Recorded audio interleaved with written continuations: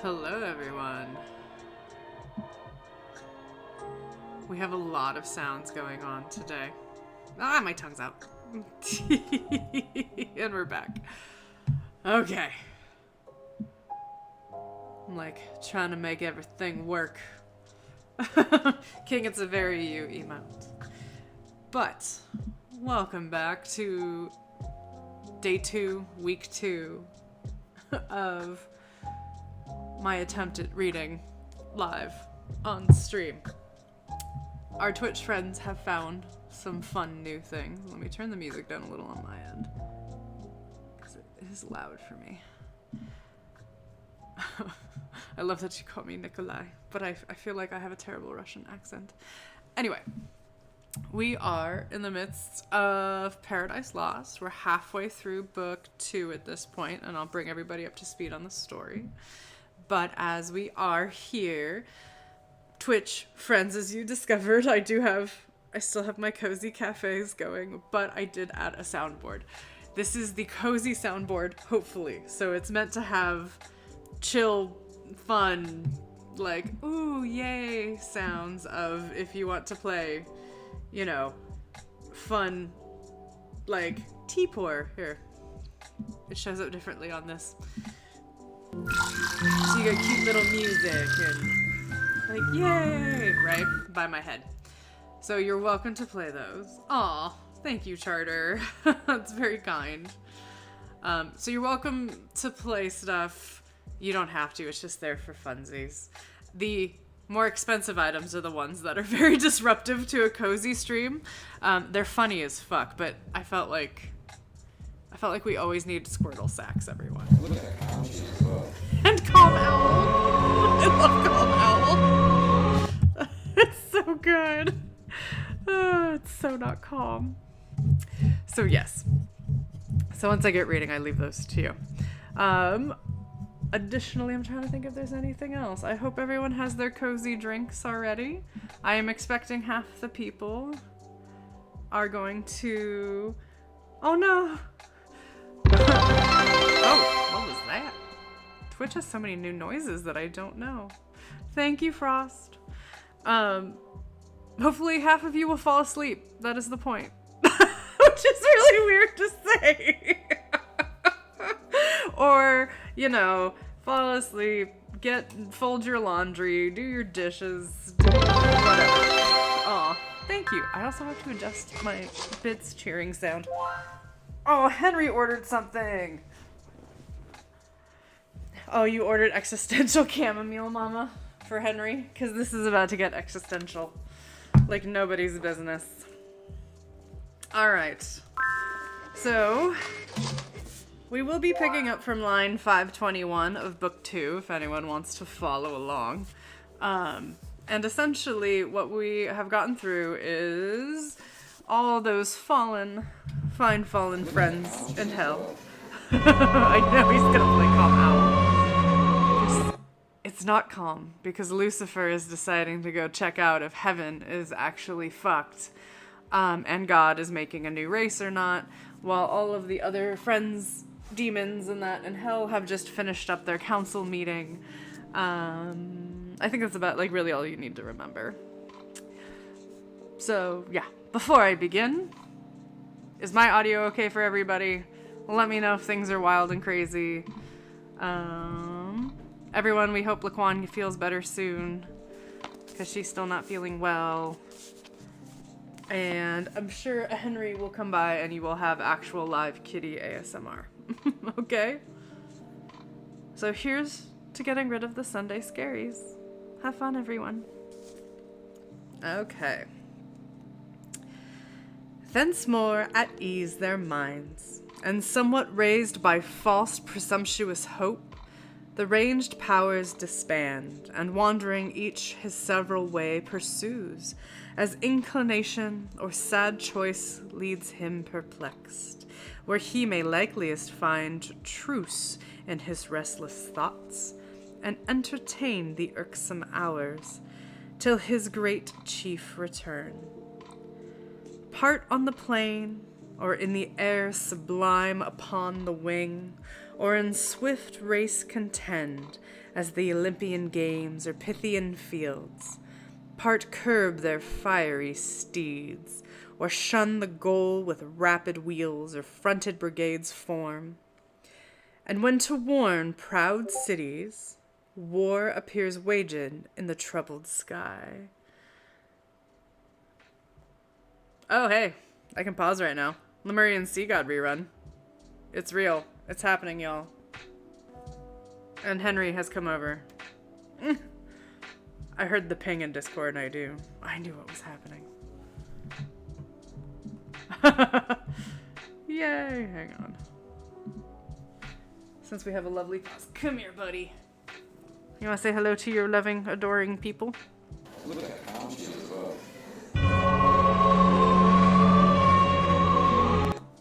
Yes, you're not an owl. You're a cat. You want to say hi?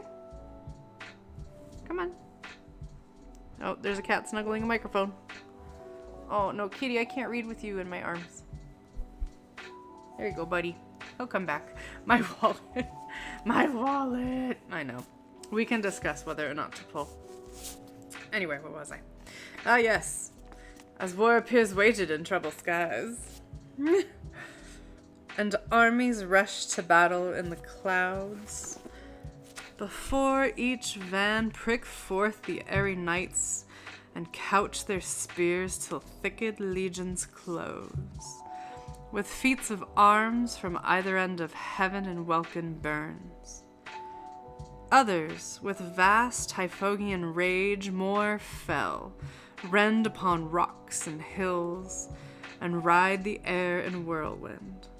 Hell scarce hold the wild uproar, as when Euclides and Helena crowned with conquest, felt the ever-owned robe and tore through pain up by the roots of the Lycian pines, and Lycus from top of Cetra threw into the Ebolic sea. Others, more mild, retreated in a silent valley, sing with notes angelical to many a harp their own heroic deeds and hapless fall by doom of battle, and complain that fate free virtue should enthrall to force or chance their song was partial. But the harmony, what could it less when spirits immortal sing, suspended hell, and took with ravishment and thronging audience, in discourse more sweet, for eloquence the soul, song charms the sense. Others apart sat on a hill retired, and thoughts more elevate and reasoned high, of providence, foreknowledge, will and fate, fixed fate, free will, foreknowledge absolute, and found no end, in wandering mazes lost. Of good and evil much argued they, of happiness and final misery, passion and apathy, and glory and shame, vain wisdom all, and false philosophy. Yet with a pleasing sorcery could charm pain for a while, or anguish, fallacious hope, or arm the obituate beast with stubborn patience, as with triple steel. Another part, in squadrons and gross bands on bold adventure to discover wide that dismal world, if any clime perhaps might yield them easier habitation. Bend four ways their flying march, along the banks of four infernal rivers they disgorge into the burning lake their baleful streams. Abhorred Styx, the flood of deadly hate. Sad Archeon of sorrow, black and deep. Coxus, named of lamentation loud, heard on the rueful stream. Fierce Phlegethon, whose waves of torrent fire inflame with rage. Far off from these, a slow and silent stream, Lave, the river of oblivion, rolls her watery labyrinth, whereof who drinks forthwith his former state, and being forgets both joy and grief, pleasure and pain. Beyond this flood, a frozen continent lies dark and wild, beat with perpetual storms of whirlwind and dire hail, which on firm land thaws but not gathers heap, and ruin seems of ancient pile. All else deep snow and ice, a gulf profound as that Cerbonian bog betwixt Demacia and Mount Cassius old, where armies whole have sunk. The parching air burns frore, and cold performs the effect of fire. Thither by harpy-footed furies hailed, at certain revolutions, all the damned are brought, and feel by turns the bitter change of fierce extremes, extremes by change more fierce, from beds of raging fire to starve in ice their soft ethereal warmth. Yes, kitty. And there to pine immovable, in fixed and frozen round periods of time, thence hurried back to fire. They ferry over the Lethian sound both to and fro, their sorrow to augment, and wish and struggle as they pass to reach the tempting stream, with one small drop to lose in sweet forgetfulness all pain and woe, all in one moment, and so near the brink. But faith withstands, and to oppose the attempt Medusa, with Gorgian terror, guards the ford, and of itself the water flies all taste of living white, as once it fled the lips of Tantalus. Thus roving on, in confused march forlorn, the adventurous bands, with shuddering horror pale, and eyes aghast, viewed first their lamentable lot, and found no rest. Through many a dark and dreary vale they passed, and many a region dolorous, over many a frozen, many a fiery Alp, rocks, caves, lakes, fens, bogs, dens, and shades of death, a universe of death, which God by curse created evil. For evil only good where all life dies, death dies, and nature breeds perverse, all monstrous, all prodigious things, abominable, unutterable, and worse than fables yet have feigned or fear conceived, gorgons and hydras and chimeras dire. I must hydrate as well. Doesn't this sound like a lovely place to live, everyone? Ooh, I am not putting that there.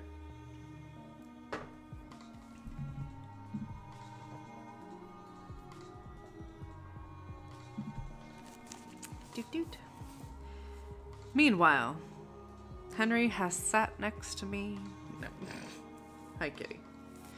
Meanwhile, the adversary of God and man, Satan, with thoughts and flames of highest design, puts on swift wings, and towards the gates of hell explores his solitary flight. Sometimes he scours the right-hand coast, sometimes the left, now shaves with level wing the deep, then soars up to the fiery concave towering high, as when far off at sea a fleet descried, hangs in the clouds, by equinoctial winds close sailing from Bengala, where the isles of Ternate and Tidor, whence merchants bring their spicy drugs. They on the trading flood through the wide Ethiopian to the Cape ply, stemming nightly toward the pole. So seemed far off the flying feed. at last appear hell-bound, high reaching to the horrid roof, and thrice threefold the gates. 3 folds were brass, 3 iron, 3 of adamantine rock, impenetrable, impaled with circling fire, yet unconsumed. Before the gates there sat on either side a formidable shape. The one seemed woman to waist and fair, but ended foul in many a scaly fold, voluminous and vast, a serpent armed with mortal sting. Around her middle round a cry of hellhounds never ceasing barked with wide Serbian mouths full loud, and rung a hideous peal. Yet, when they list, would creep, if aught disturbed their noise, into her womb and kennel there. Yet there still barked and howl within unseen. Far less abhorred than these vexed Celia, bathing in the sea that parts Calabria from the hoarse Tinertian shore, nor uglier follow the night hag, when called in secret. Riding through the air she comes, lurid with the smell of infant blood, to dance with Lapland witches, while the laboring moon eclipses their charms. The other shape, if shape it might be called, that shape had none distinguishable in member, joint, or limb, or substances might be called, that shadow seemed, for each seemed either. Black it stood as night, fierce as 10 furies, terrible as hell, and shook a dreadful dart, what seemed his head. The likeliness of a kingly crown had on. Satan was now at hand, and from his seat the monster moving onward came as fast with horrid strides. Hell trembled as he strode. The undaunted fiend what this might be admired, not feared. God and his Son except, created thing not valued he nor shunned, and with disdainful look thus first began. Whence and what art thou, execrable shape, that darest through grim and terrible advance thy miscreated front awart my way to yonder gates? Through them I mean to pass, that be assured without leave or ask of thee. Retire, or taste thy folly, and learn by proof, hell-born, not to contend with spirits of heaven. To whom the goblin, full of wrath, replied, Art thou that traitor angel? Art thou he who first broke peace in heaven and faith, till then unbroken, and in proud rebellious arms drew after him the third part of heaven's sons, conjured against the highest, for which both thou are they, outcast from God, and here condemned to waste eternal days in woe and pain? And reckonest thou thyself with spirits of heaven, hell-doomed, and breathest defiance here and scorn, where I reign king, and to engage thee more, thy king and lord?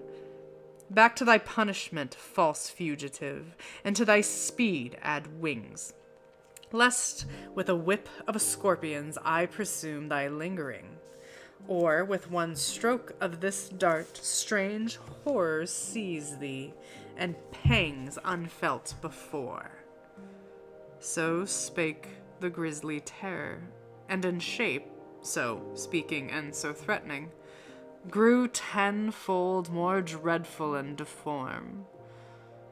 On the other side, incensed with indignation, Satan stood unterrified, and like a comet burned, that fires the length of Iphixius huge in the Arctic sky, and from his horrid hair shakes pestilence and war. Each at the head leveled his deadly aim, their fatal hands no second stroke intend, and such a frown cast each at the other, As then 2 black clouds, with heaven's artillery fraught, came rattling on over the Caspian, then stand front to front, hovering a space till winds the signal blow to join their dark encounter in midair. So frowned the mighty combatants, that hell grew darker at their frowns. So matched they stood, for never but once more was either like to meet so great a foe. And now great deeds had been achieved, whereof all hell had rung, had not the shaky sorceress that sat fast by Hellgate and kept the fatal key, risen, and with hideous outcry rushed between them. "O Father, what intends thy hand," she cried, "against thy only son? What fury, O son, possesses thee to bend that mortal dart against thy father's head? And knowest for whom? For him who sits above, and laughs the while at thee, ordained his drudge to execute whatever his wrath, which he calls justice, bids. His wrath, which one day will destroy ye both."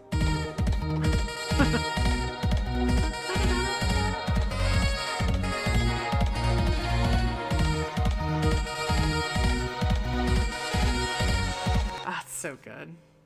That was a good timing, by the way.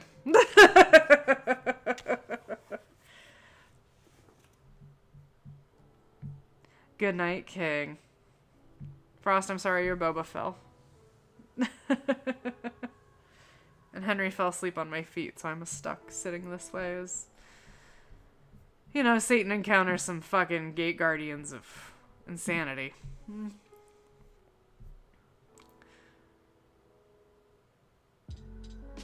Do you need another boba, Frost? You can get another Bun Bun Boga. It's okay. Bun Bun Boba's for everyone.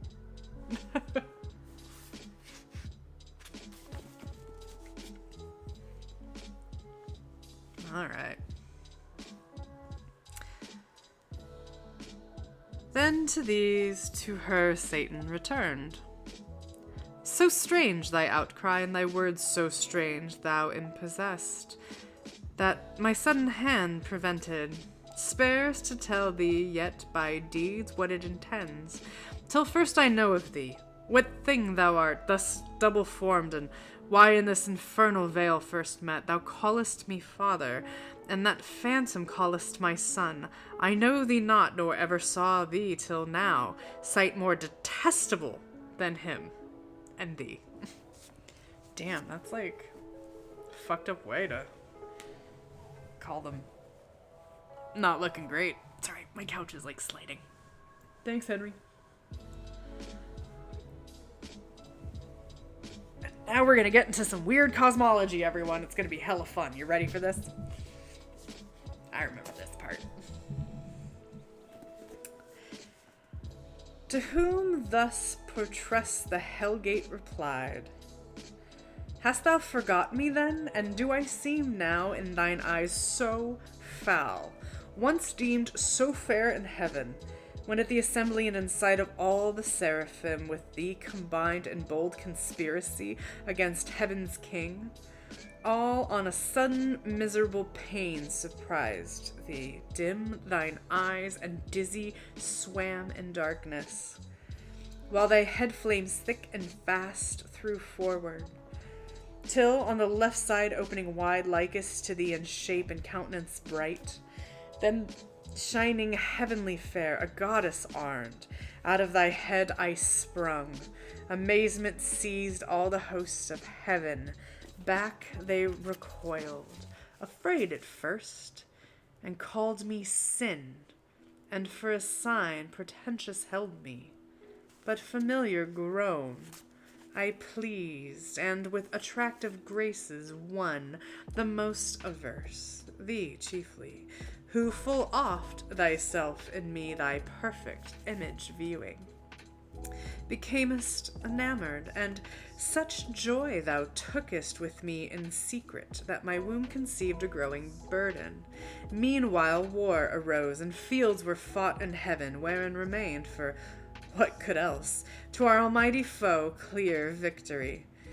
To our part loss and rout through all the imprene. Down they fell, driven headlong from the pitch of heaven, down into this deep, and in the general fall I also, at which time this powerful key into my hand was given, with charge to keep these gates forever shut, which none can pass without my opening. Pensive here I sat alone, but long I sat not, till my womb pregnant by thee, and now excessive grown, prodigious motion felt, and rueful throes. At last this odious offspring whom thou seest, thine own begotten, breaking violent way tore through my entrails, that with fear and pain distorted all my nether shape thus grew transformed. But he, my inbred enemy, forth issued, brandishing his fatal dart made to destroy. I fled and cried out, Death! Hell trembled at the hideous name, and sighed from all her caves, and back resounded, Death. I fled, but he pursued, though more, it seems, inflamed with lust than rage.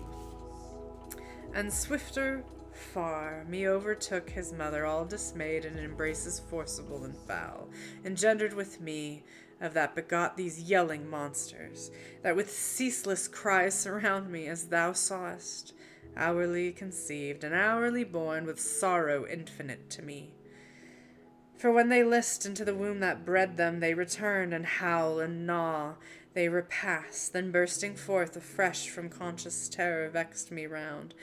That rest or intermission none I find.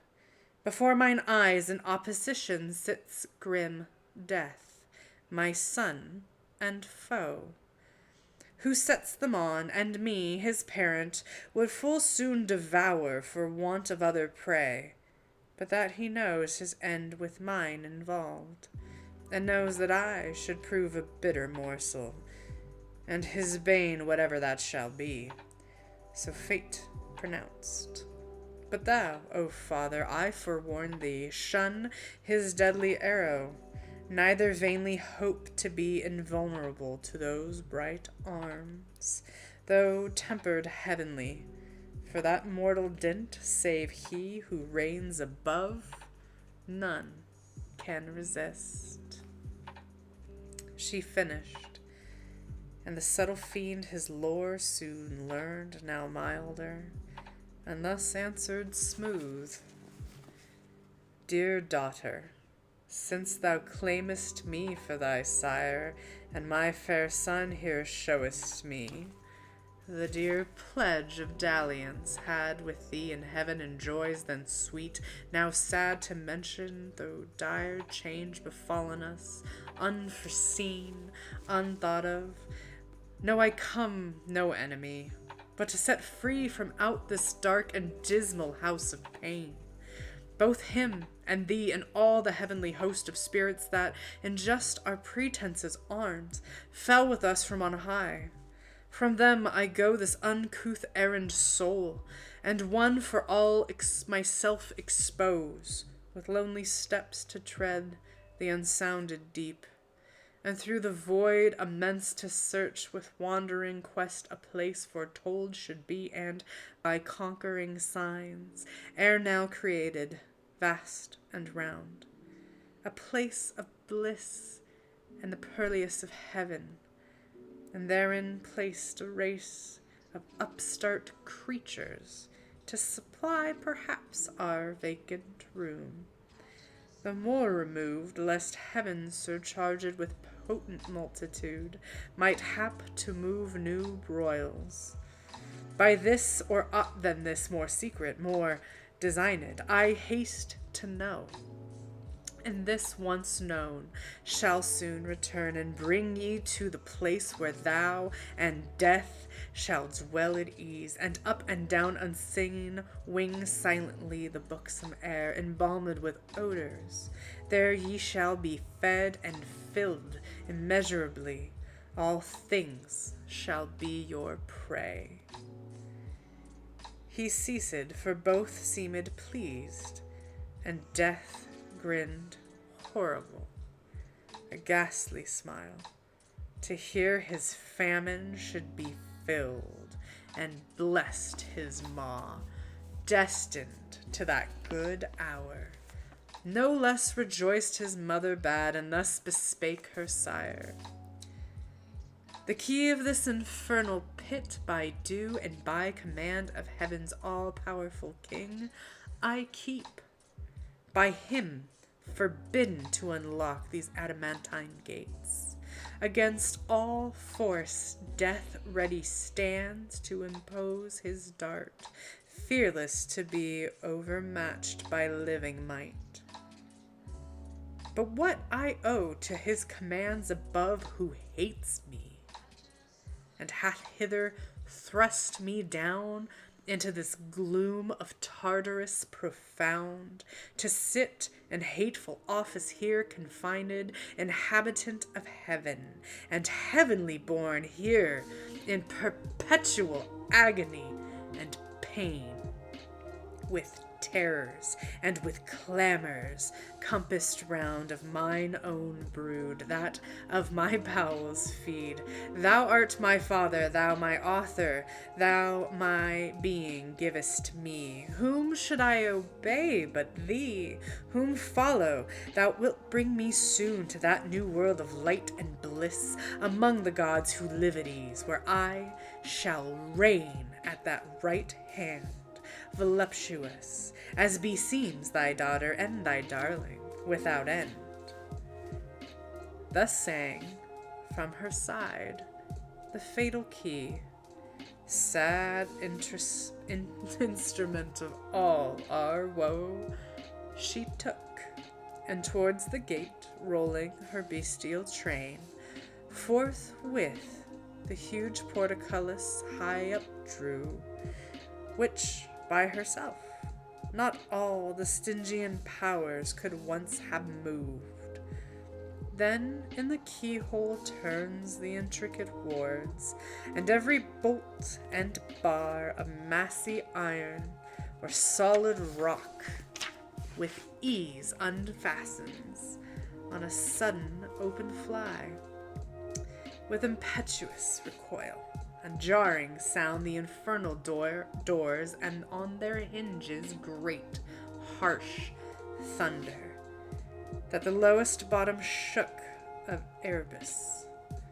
She opened, but to shut excelled her powers. The gates wide open stood, that with extended wings a bannered host under spread ensigns marching might pass through with horse and chariots ranked in loose array.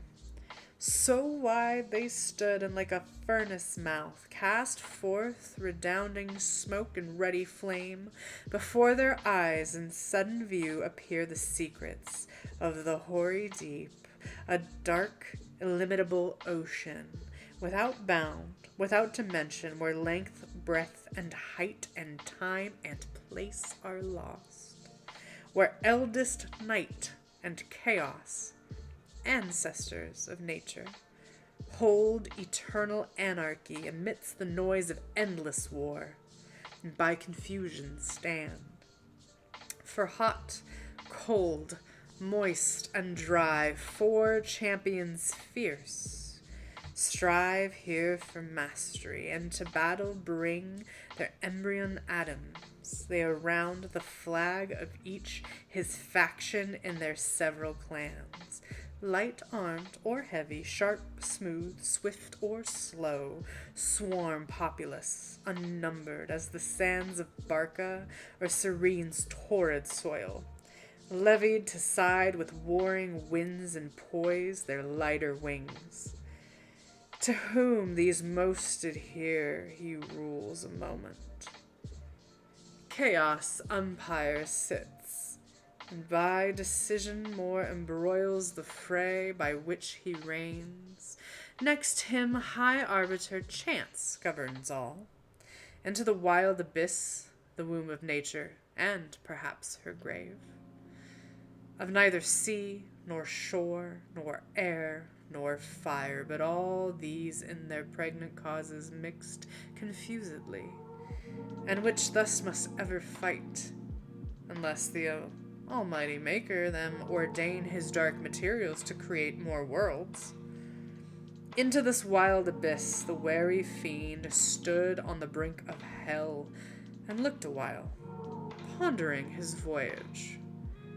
For no narrow firth he had to cross, nor was his ear less peeled with noises loud and ruinous, to compare great things and small, than when Bellona storms with all her battering engines bent to raise some capital city, or less than if this frame of heaven were falling, and these elements in mutiny had from her axle torn the steadfast earth.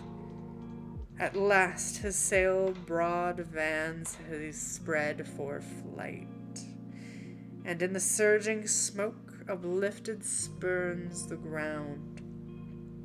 Thence many a league, as in cloudy chair ascending rides audacious, but that seat soon failing meets a vast vacuity.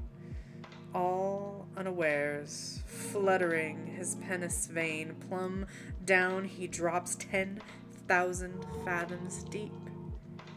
And to this hour down had been falling, had not by ill chance the strong rebuff of some tumultuous cloud, instinct with fire and nitre, hurried him as many miles aloft. That fury stayed, quenched in a boggy Syrtis, neither sea nor good dry land nigh foundered on his fares, treading the crude consonants, half on foot, half flying. Behooves him now both oar and sail, as when a griffin through the wilderness with winged course over hill or moory dale pursues the Ermispian, who by stealth had from his wakeful custody purloined the guarded gold, so eagerly the fiend over bog or steep, through strait, rough, dense or rare, with head, hands, wings, or feet pursues his way, and swims or sinks or wades or creeps or flies.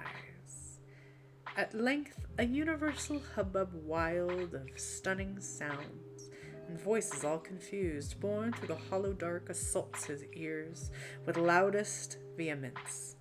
Thither he plies, undaunted to meet there whatever power or spirit of the nethermost abyss might in that noise reside. Of whom to ask which way the nearest coast of darkness lies, bordering on light, when straight behold the throne of chaos, and his dark pavilion spread wide on wasteful deep, with him enthroned sat sable-vested night, eldest of things, the consort of his reign, and by them stood Orcus and Hades, and the dreadful name of the Demogorgon, rumors next, and chance, and tumult, and confusion all embroiled, and discord, with 1,000 various mouths. To whom Satan, turning boldly thus, "Ye powers and spirits of the nethermost abyss, chaos and ancient night, I come no spy with purpose to explore, or to disturb the secrets of your realm, but by constraint wandering this darksome desert, as my way lies through your spacious empire up to light. Alone and without guide, half lost, I seek what readiest path leads where your gloomy bounds confine with heaven, or if some other place from your dominion one the ethereal king possesses lately, thither to arrive I travel this profound. Direct my course, directed no mean recompense it brings to your behoof. If I that region lost, all usurpation thence expelled, reduced to her original darkness, and your sway, which, in my present journey, and once more erect the standard there of ancient night. Yours be the advantage all, mine the revenge." Okay. I need a moment to drink. Boo! Just Satan tumbling through darkness and night and all the things. Super fun.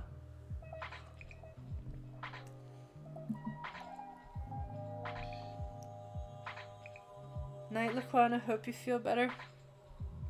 Kara, hope you're kicking it. Thank you for the blink reminder as well. How we doing, chat? We good? Everyone sip your cozy drink, a refill is needed.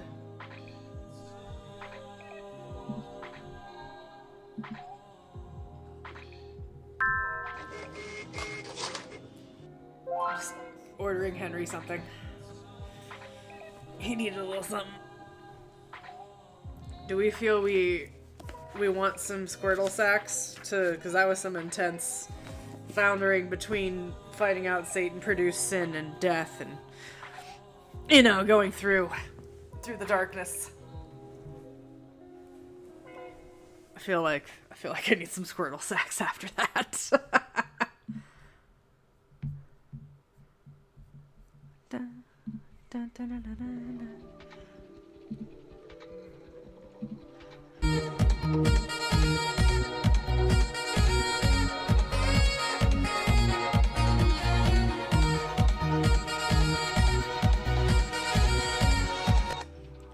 Because you know, when my entrails are constantly eaten by the hounds that I continually produce, I need some Squirtle sacks, baby.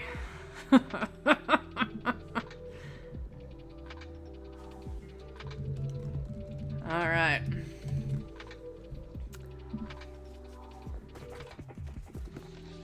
Satan's so nice when he's talking at primordial powers, isn't he? Just asking for a way.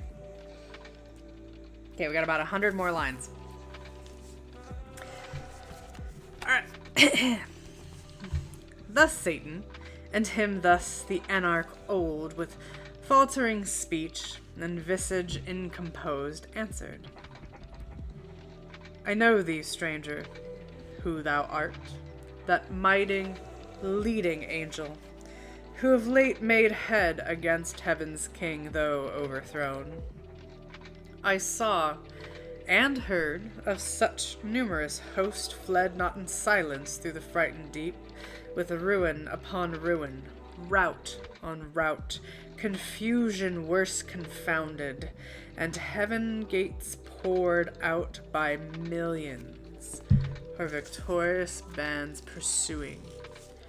I upon my frontiers here keep residence. If all I can will serve that little which is so left to defend, encroached on still through our intestine broils, weakening the scepter of old night. First hell, your dungeon, stretching far and wide beneath. Now lately heaven and earth, another world, hung over my realm, linked in a golden chain, to that side heaven from whence your legions fell. If that way be your walk, you have not far, so much the nearer danger. Go and speed. Havoc and spoil and ruin are my gain. He ceased, and Satan stayed not to reply, but glad that now the sea would find a shore.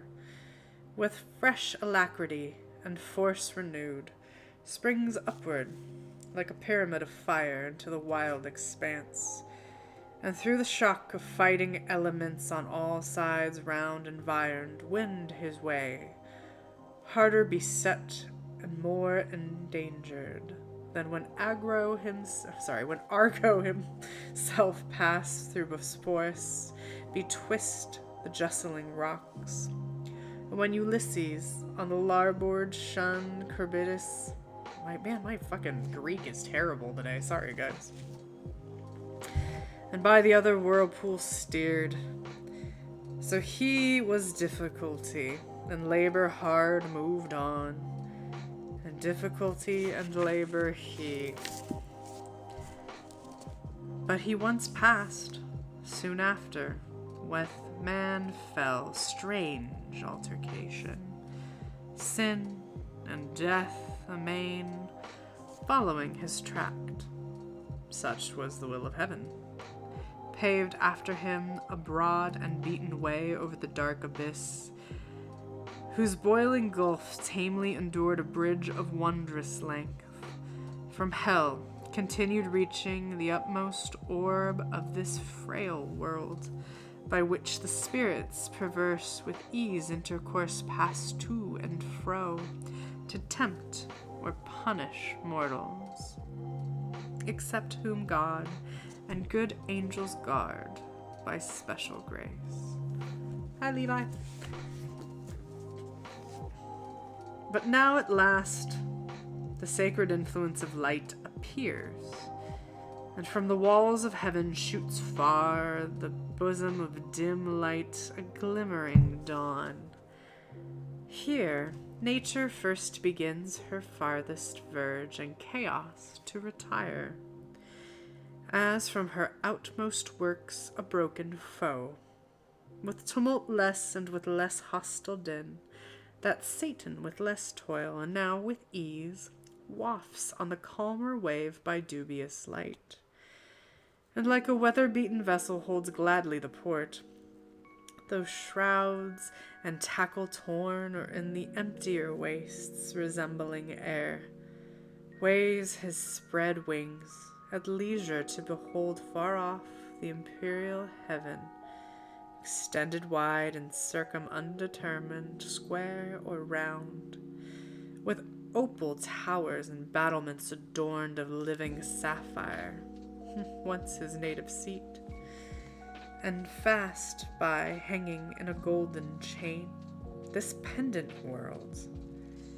in bigness as a star of smallest magnitude, close by the moon, thither full fraught with mischievous revenge, accursed, and in a cursed hour he hies.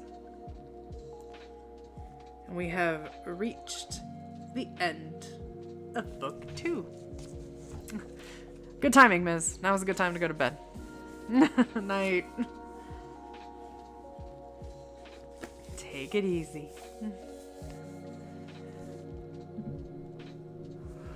Okay, I'm good. Need a little water. Kara, how you holding up on YouTube?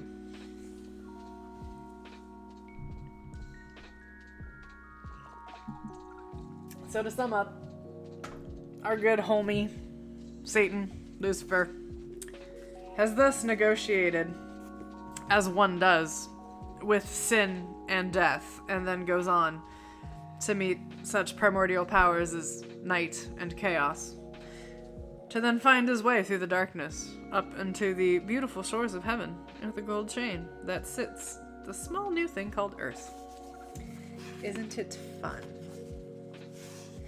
Let's see. So we are now on to book 3, and I'm checking the line count for everyone. Oh, book 3 is a bit shorter. It's only 742 lines. And I'm going to read the introductory note, okay, before we actually get into the poem, just so everyone kind of knows where we are. But for now, everyone take a drink, and here. I want you to feel this feeling in your soul, y'all, as deep as you can.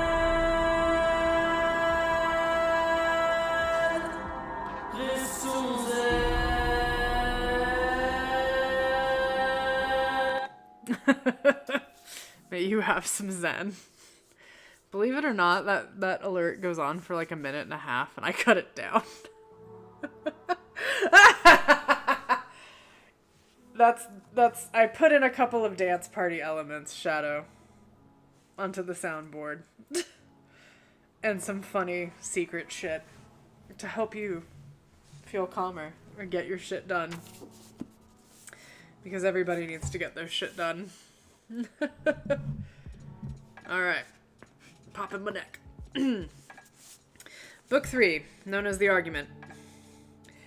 So, God sitting on his throne sees Satan flying towards his world, then newly created, shows him to the Son who sat at his right hand, foretells the success of Satan in perversing mankind, clears his own justice and wisdom from all imputation, having created man free and able enough to have withstood his tempter, yet declares his purpose of grace towards him. In regard he fell, not of his own malice, as did Satan, but by him seduced. The Son of God renders praises to his Father for the manifestation of his gracious purpose towards man, but God again declares that grace cannot be extended towards man without the satisfaction of divine justice. Man hath offended the majesty of God by aspiring to Godhead, and therefore, with all his progeny devoted to death, must die, unless some one can be found sufficient to answer for his offense and undergo his punishment. The Son of God freely offers himself a ransom for man. The Father accepts him, ordains him his incarnation, pronounces him his exaltation above all names in heaven and earth, commands all the angels to adore him, they obey, and hymning to their harps in full choir celebrate the Father and the Son. Meanwhile, Satan alights upon the bare convex of the world's outermost orb, where wandering bee first finds a place, since called the limbo of vanity. What persons and things fly up thither, thence comes to the gate of heaven, described ascending by stairs, and the waters above the firmament that flow about it, his passage thence to the orb of the sun, where he finds, where he finds Uriel, the regent of that orb, but first changes himself into the shape of a meaner angel, and pretending a zealous desire to behold the new creation and man whom God had placed here, inquires of him the place of his habitation, and is directed, alights first on Mount Nephites. Alright, so that's what's going to be in book 3. We're going to hit our little homie Uriel, one of the archangels. I also know way too much about angelology and mythology, so if you have any fun questions as we start hitting heaven, hit me up! Alright, let's go, book 3. It's only 700 lines. Hail, holy light, offspring of heaven firstborn, or the ethereal, co-eternal beam, may I express thee unblamed, since God is light and never but an unapproachable light dwelt from eternity. Dwelt then in thee bright effluence of bright essence increate. Of hearest thou rather pure ethereal stream, whose fountain who shall tell? Before the sun, before the heavens thou wert, and at once the voice of God, and with a mantle didst invest the rising world of waters dark and deep, one from the void and formless infinite. Thee I revisit now with a bolder wing, escaped the Stygian pool, though long detained in the obscure sojourn, while in my flight through utter and through middle darkness borne. With other notes than to the Euphorian lyre, I sung of chaos and eternal night, taught by the heavenly muse to venture down the dark descent and up to reascend, though hard and rare. Thee I revisit safe and feel thy sovereign vital lamp, but thou revisitest not these eyes that roll in vain to find thy piercing ray and find no dawn. So thick a drop serene hath quenched their orbs, or dim suffusion veiled. Yet not the more cease I to wander, where the muses haunt clear spring, or shady grove, or sunny hill, smit with the love of a sacred song. But chief thee, Sion, and the flowery brooks beneath that wash thy hallowed feet in warbling flow, nightly I visit, nor sometimes forget those other two equalled with me in fate, so were I equalled with them in renown. Blind Thamyris and blind Maeonides, and Tyreus and Phineus, prophets old, then feed on thoughts that voluntary move harmonious members, as the wakeful bird sings darkling, and in shades convert hid tunes her nocturnal note. Thus with the years seasons return, but not to me returns day. or the sweet approach of even morn, or sight of vernal bloom, or summer's rose, or flocks, or herds, or human face divine, but cloud instead, and ever during dark surrounds me, from the cheerful ways of men cut off, and for the book of knowledge fair presented with the universal blank of nature's works to me expunged and raised, and wisdom at one entrance quite shut out. So much the rather thou, celestial light, shine inward, and the mind through all her powers irradiate. There plant eyes, all mist from thence purge and disperse, that I may see and tell of things invisible to mortal sight. Now had the Almighty Father from above, from the pure Empyrean where he sits high throned above all height, bent down his eye, his own works and their works at once to view about him, all the sanctities of heaven stood thick as stars, from his sight received beatitude past utterance. On his right the radiant image of his glory sat, his only son.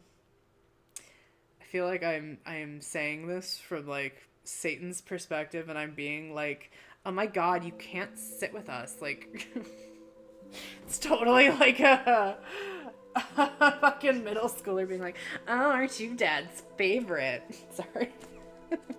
Also, give me 1 sec. I need to do something really quick. I will be right back, and I will hydrate. Everyone hydrate, play with the soundboard. I will start a dance party. Give me like a couple of minutes. It's a kitten thing. I'll be right back.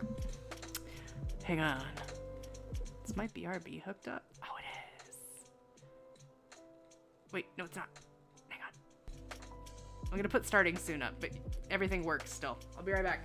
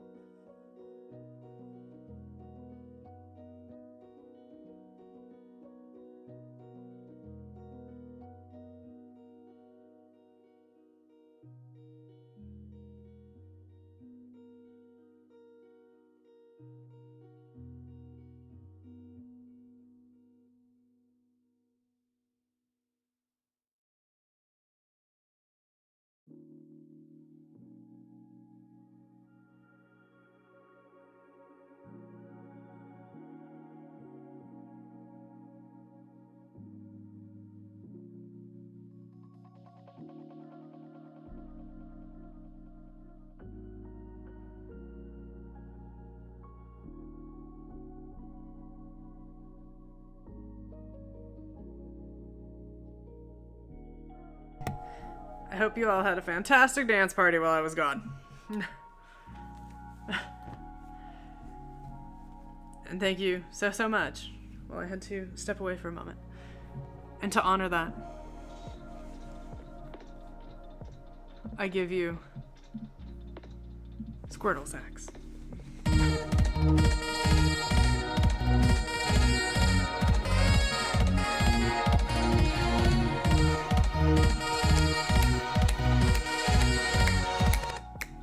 Okay. I feel like it was only right.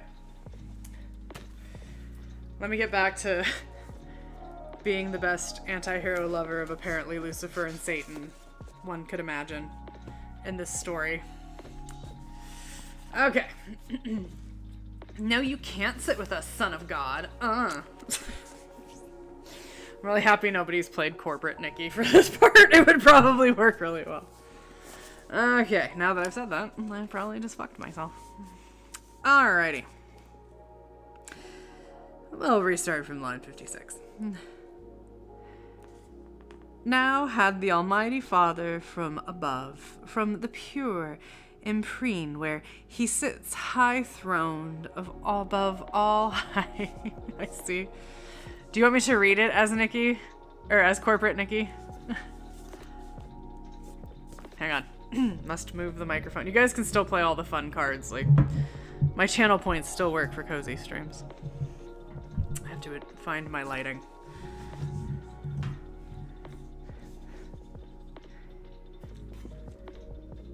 Let's see here. Where's it? Bent down his eye, his own works and their works at once to view. About him all the sanctities of heaven stood thick as stars, and from his sight received beatitude past utterance. And on his right the radiant image of his glory sat his only Son. On earth he first beheld our two first parents, yet the only two of mankind, in the happy garden placed, reaping immortal fruits of joy and love, uninterrupted joy, unrivaled love, in blissful solitude. I can't sit anywhere I have hemorrhoids. Can't sit with us. He then surveyed hell and the gulf between, and Satan there casting the wall of heaven on his side night, in the dun air sublime, and ready now to stoop with wearied wings and willing feet on the bare outside of this world, and seemed firm land embosomed without firmament, uncertain which, an ocean or an air, him God beholding from his prospect high, where in past, present, future he beholds, thus to his only Son foreseeing spake. Only begotten Son. It's weird to be God right now, sorry. Only begotten Son. Seest thou what rage transports our adversary, whom no bounds prescribed, no bars of hell, nor all the chains heaped on him there, nor yet the main abyss wide interrupt can hold? So bent he seems on desperate revenge, that shall redound upon his own rebellious head. And now, through all restraint, broke loose his wings, his way not far off heaven, in the precincts of light directly towards the new created world. And man there placed with purpose to essay if him by force he can destroy, or worse, by some false guile pervert, and shall pervert. For man will hearken to his glozing lies, and easily transgress the sole command, sole pledge of his obedience. So will fall he and his faithless progeny. Whose fault? Whose but his own? Ingrate, he had of me all he could have. I made him just and right, sufficient to have stood, though free to fall. Such I created all the ethereal powers and spirits, both them who stood and them who failed, Freely they stood who stood, and fell who fell, not free. What proof could they have given sincere of true allegiance, constant faith or love? Or only what they needs must do appeared, not what they would? What praise could they receive? What pleasure I from obedience paid? When will and reason also is a choice. Unless useless and vain of freedom both despoiled, made passive both, had reserved necessity, not me. They therefore as to right belonged. So were created, nor can justly accuse their maker, or their making, or their fate, as if predestination overruled their will, disposed by absolute decree of high foreknowledge. They themselves decreed their own revolt, not I. If I foreknowledge had no influence on their fault, which had no less proved certain unforeknown.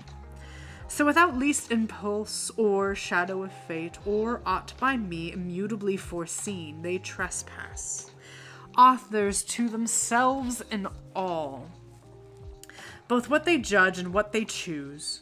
For me I formed them free, and free they must remain, till they enthrall themselves.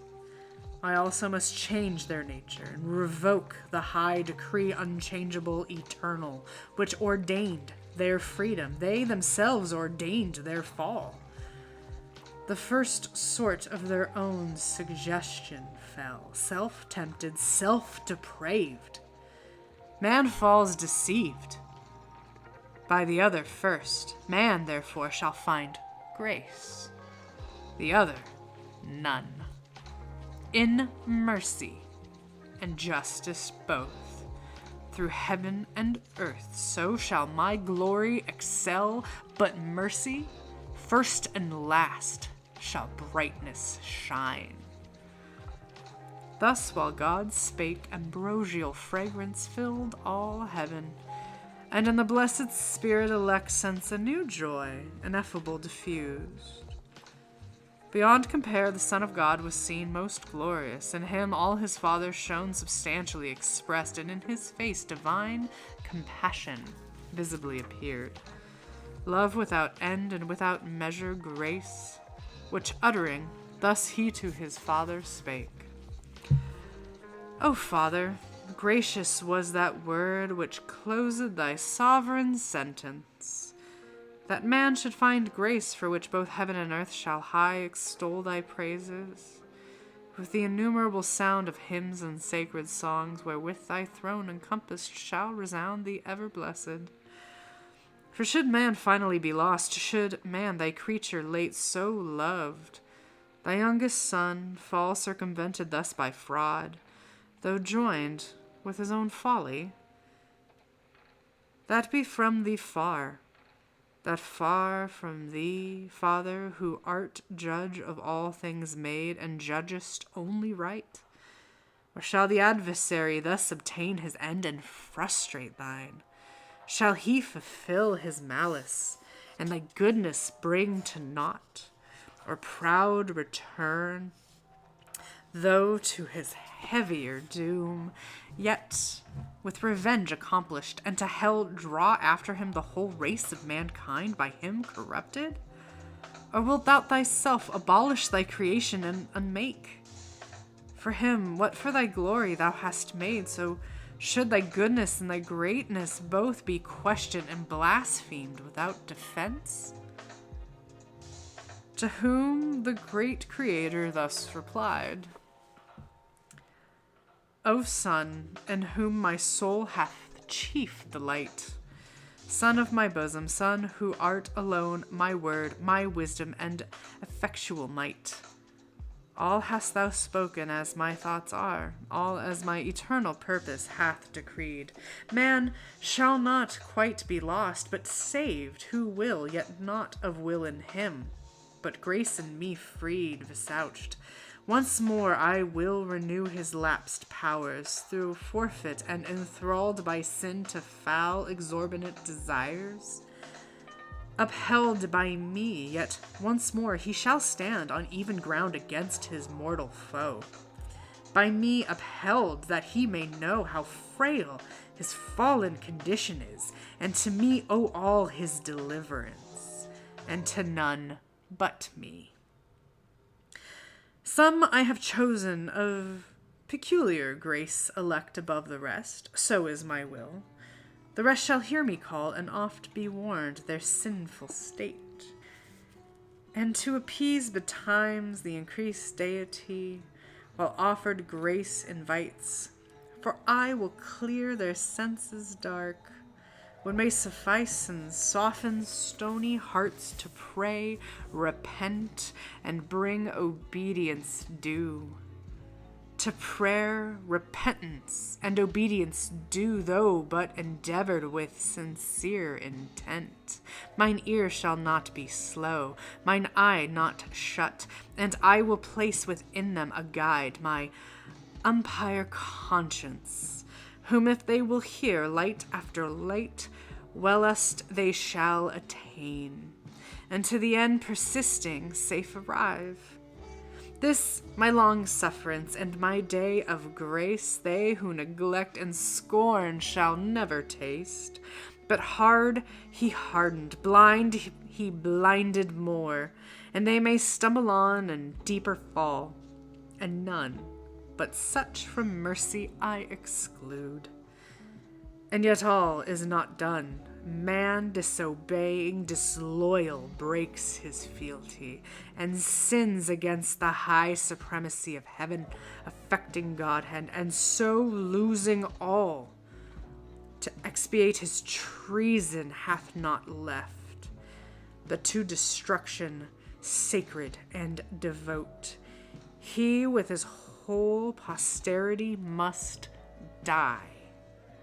Die he, or justice must, unless for him some other able and as willing pay the rigid satisfaction, death for death. Say, heavenly powers, where shall we find such love? Which of ye will be mortal to redeem man's mortal crime, and just the unjust to save? Dwells in all heaven charity so dear? He asked, but all the heavenly choir stood mute, and silence was in heaven. On man's behalf, patron or intercessor, none appeared, much lest that durst upon his own head draw the deadly forfeiture and ransom set.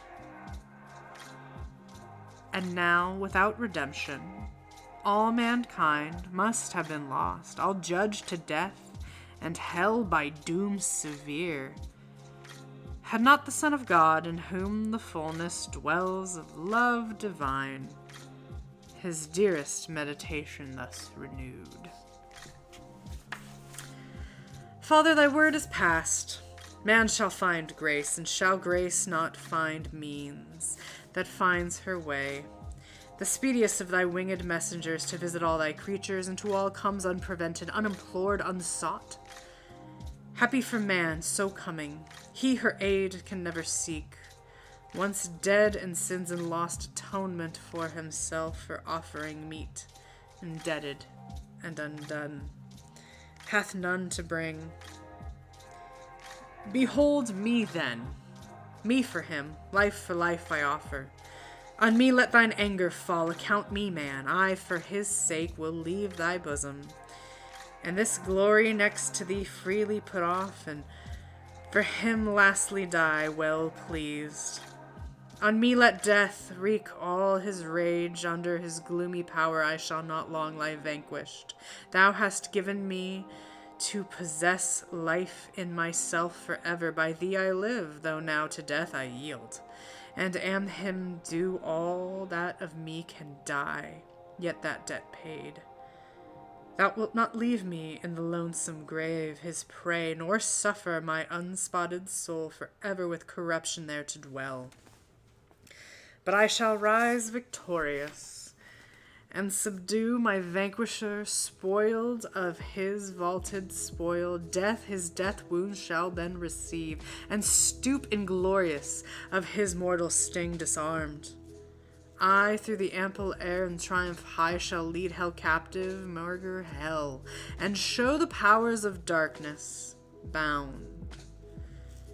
Thou with the sight pleased, out of heaven shalt look down and smile, while by thee raised I ruin all my foes, death last.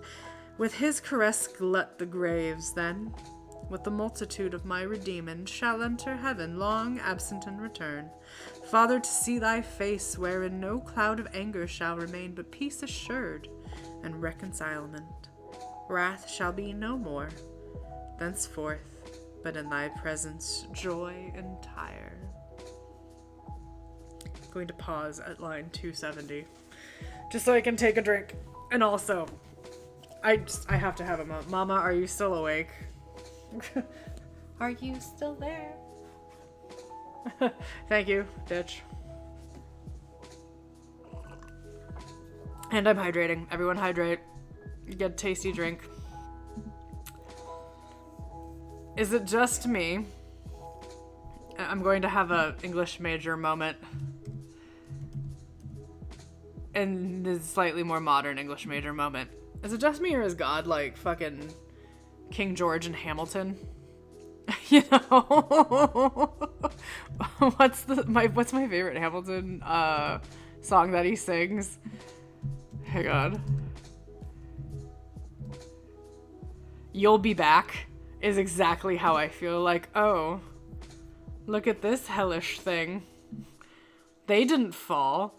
They totally did this to themselves. I didn't know it was going to happen. It's not like I made everything and fate. And like, if I knew this was going to happen, I wasn't going to let it happen. But oh, it happened. And now, you know what? I will welcome anyone back in mercy, grace, and glory. But I'm not going to do it. Somebody has to pay for it. You know what? My son, you do it. You go get fucking killed and wrecked. Because men are dumb. But I didn't do anything. You'll be back. It's like, what the fuck? And so this is my English major vibe, knowing Milton. I totally think that God is the stand-in for the monarchy here. And I'm done with my speech while I drink my tea.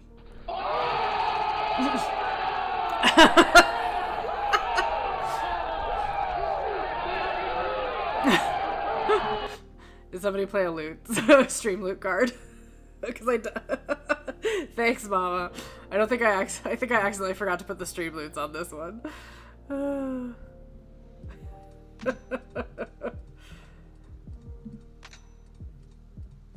Hang on.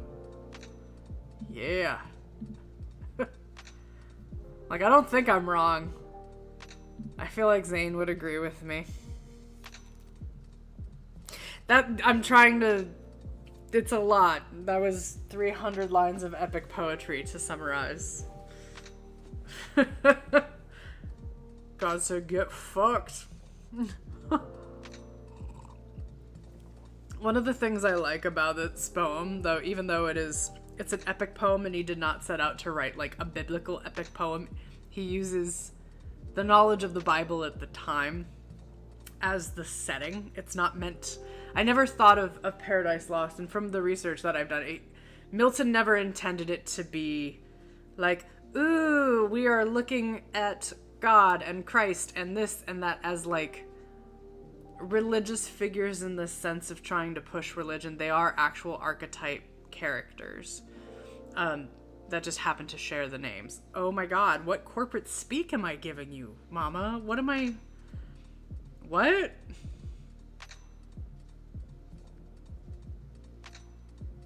Give me God's PR agent.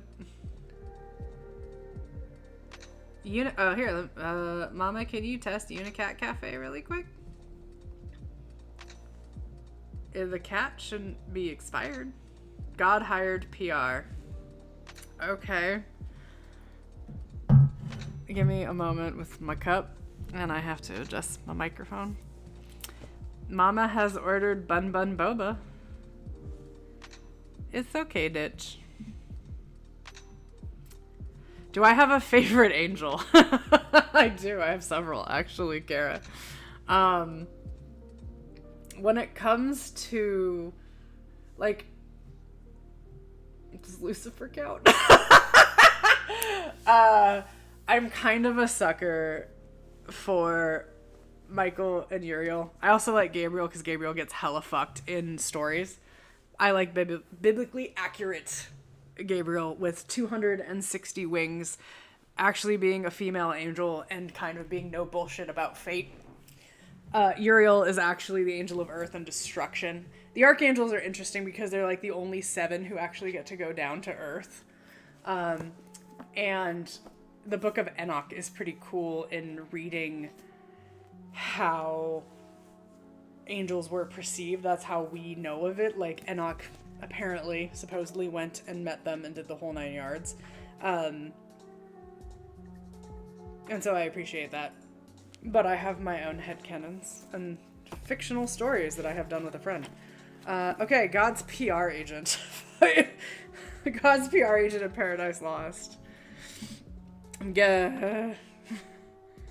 Not making it easy, are you, mama?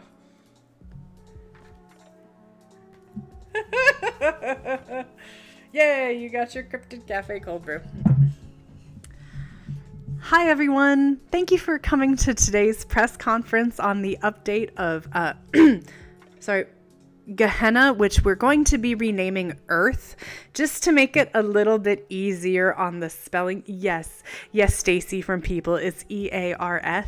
Yeah, no, not F. TH. Yeah, Earth, not Earth. Excellent. Okay, cool. Great. You have great hair. So God essentially just wanted everyone to kind of hear him out a little on the whole casting out of rebellious angels, making of a new earth. He's looking forward to really making his kingdom bigger, broader, more badass, full of life and joy. The rebellion, it did happen. He was not pleased that his sons and potential daughters that we only call sons, had a real difficult time, and they were looking forward to doing something new. So he gave them the keys to hell, and they're on their own now to develop their things. We've set them forward with, some, shelter, some food. They're doing great. Couple of peace treaties have been bartered, and they're welcome back anytime to knock on the gate but never come in. So yeah, thanks everyone for coming to this press conference. Yes, no, we're not taking questions. Does that work, Mama? I also like Lucifer in Paradise Lost because I think Milton does a very good job of making him an anti-hero. Very well. I love the question of agency. Love your hair, Stacy. I don't know. I couldn't say Lilith. She's on Earth. That is the first time truly in the book that you get to see the question of what free will and agency is. Like, did they choose to do this? Was it predestined? Or what happens when you're like, fuck it, and I'm coming back? Corporate Nikki actually hurts me. I'm sorry,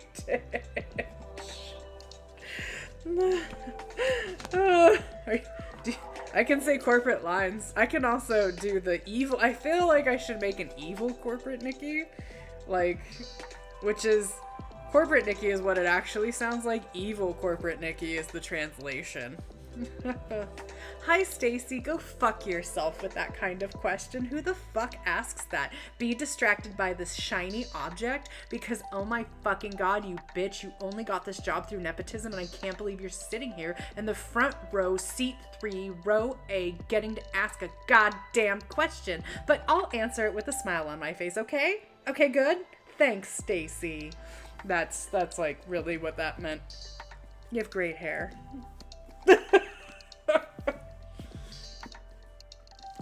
Where did my cup go? Oh yes, I set it here. See, that's evil corporate ditch. I don't know if that made it better or worse. I think I killed her. On that note, let's get back to it. Where was I?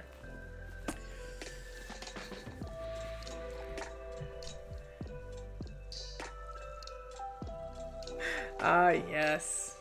Yes. Corporate people are dumb. And that's okay. Okay. I think I got... Can I get through God's little speech here? Yes. And then I think I'll call it.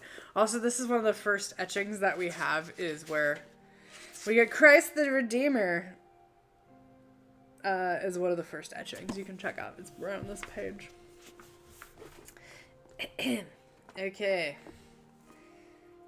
Back to Stacy with her great hair. Hey baby, show me your etchings. You wanna see the fall of man? I got the fall of man in my coat. That was wrong. Okay, carrying on.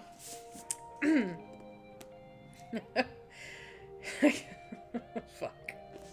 God damn it, Mama. I don't even know. Oh, now I must put on my corporate my corporate voice. Let me etch you like one of my biblically accurate angels. I'm a worm. Yes, but a sexy worm. No, nope, that did not work. I tried. When wooing goes wrong, I'll show you the fall of my man. Okay, we need to stop now, guys, or I'm not gonna get through the next 100 lines. It's like bad dad jokes of Paradise Lost. Do you want to come in my eternal night? I think Frost is asleep, or Frost would also be playing that same one. Just the meth. I still love my real name is Mephistopheles, but you can call me baby. Such an underrated song. Okay, don't look at the Twitch chat. Don't look at the Twitch chat. You can make it. His words here ended, but his meek aspect silent yet spake, and breathed immortal love to mortal man. I'm now hitting the point of I think I'm just gonna be sarcastic Nikki. Around like, ooh, you piece of shit, just being like, let me sacrifice another one of my children to save all my other children because life is hard as a god. Ah. Like, I think that's the tone it's gonna be. I hope that's okay for everyone going forward. Do what my soul sings. I'll bring the light to your pit. Yeah, we're okay, Kara. I'm getting a little sleepy punch drunk, probably.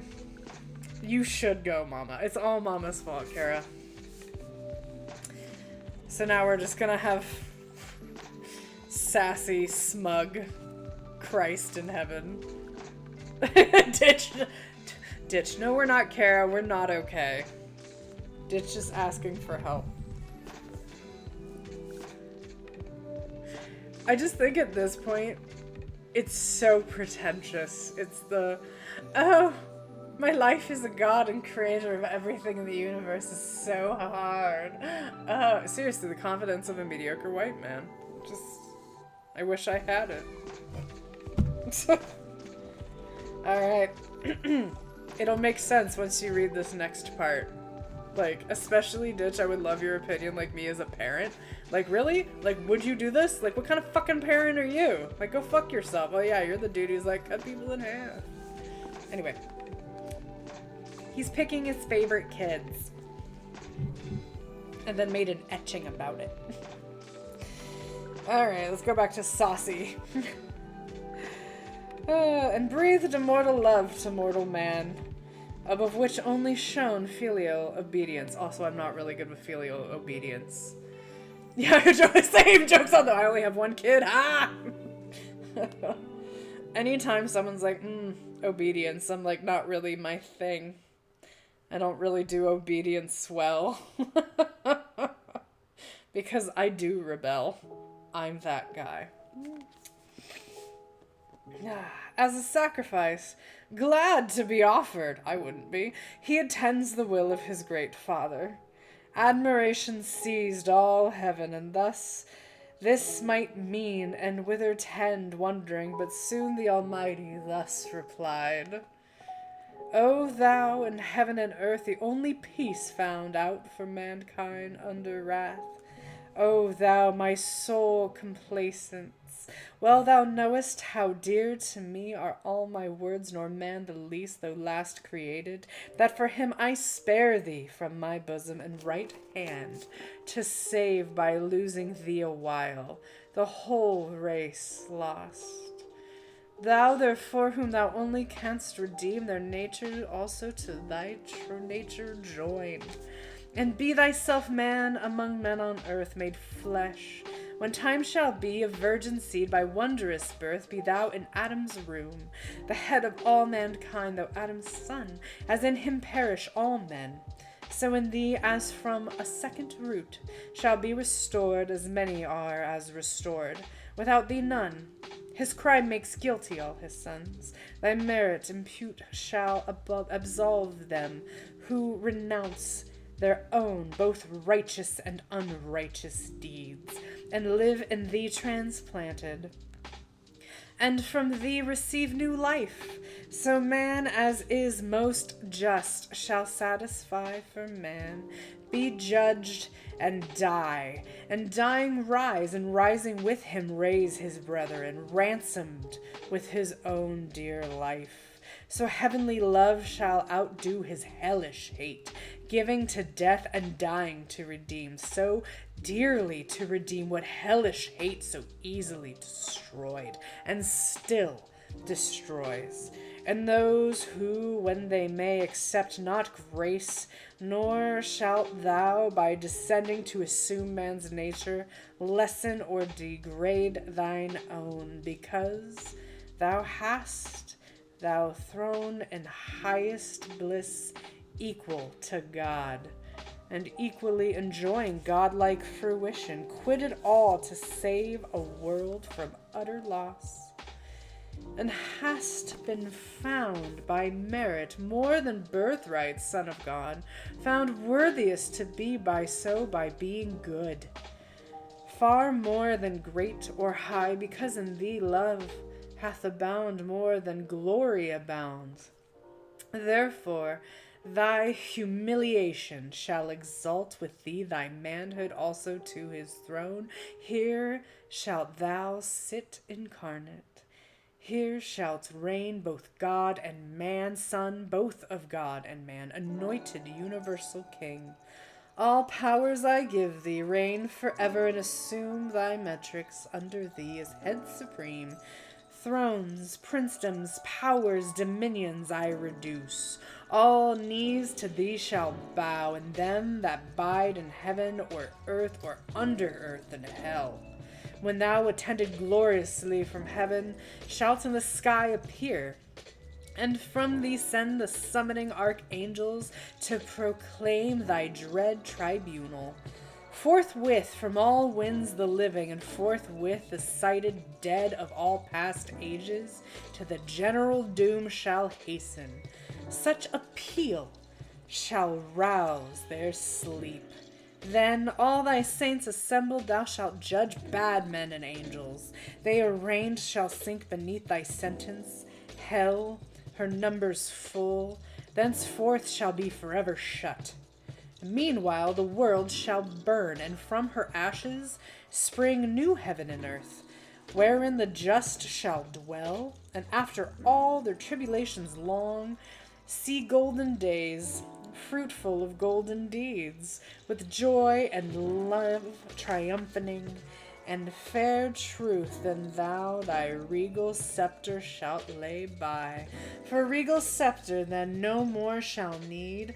God shall be in all, but all ye gods adore him to compass all this dies. Adore the Son, and honor him as me.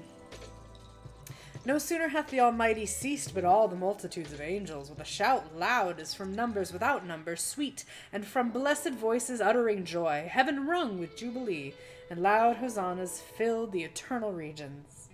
Lowly reverent toward their throne they bow, and to the ground with solemn adoration down they cast their crowns, and wove with amaranth and gold, immortal amaranth, a flower which once in paradise, fast by the tree of life, began to bloom, but soon for man's offense to heaven removed. Where first it grew, there grows, and flowers aloft, shading the fount of life. And where the river of bliss through the midst of heaven rolls, in Elysian flowers her amber stream. With these that never fade and spirits elect bind with resplendent locks, interwreathed with beams, now in loose garlands thick thrown off the bright pavement, that like a sea of jasper shone, and purpled with celestial roses smiled. Then crowned again, their golden harps they took, harps ever tuned, that glittered by their side, like quivers hung. With preamble sweet of charming symphony they introduce their sacred song, and waken raptures high. No voice exempt, no voice but well could join melodious part such concord as in heaven. Thee, Father, first thy sung, omnipotent, immutable, immortal, infinite, eternal King. Thee, author of all being, fountain of life, thyself invisible amidst the glorious brightness where thou sittest throned inaccessible. But then thou shaddest thy full blaze of thy beams, and through a cloud drawn round around thee like a radiant shrine, dark with excessive bright. Thy skirts appear, yet dazzle heaven, that brightest seraphim approach not, but with both wings veil their eyes. Thee, next they sang, of all creation first begotten Son, divine similitude, in whose conspicuous countenance, without cloud made visible, the Almighty Father shines, whom else no creature can behold. On thee impressed the effulgence of his glory abides, transfused on thee his ample spirit rests. He, heaven of heavens, and all the powers therein, by thee created, and by thee throwed down the aspiring damnations. Thou that day thy father's dreadful thunder did not spare, nor stop the flaming chariot wheels that shook heaven's everlasting frame, while o'er the next thou dorest warring angels disarrayed. Back from pursuit, thy powers with loud acclaim thee only extolled, Son of thy father's might, to execute fierce vengeance on his foes. Not so on man, him, though their malice fallen, Father of mercy and grace, thou didst not doom so strictly, but much more to pity incline.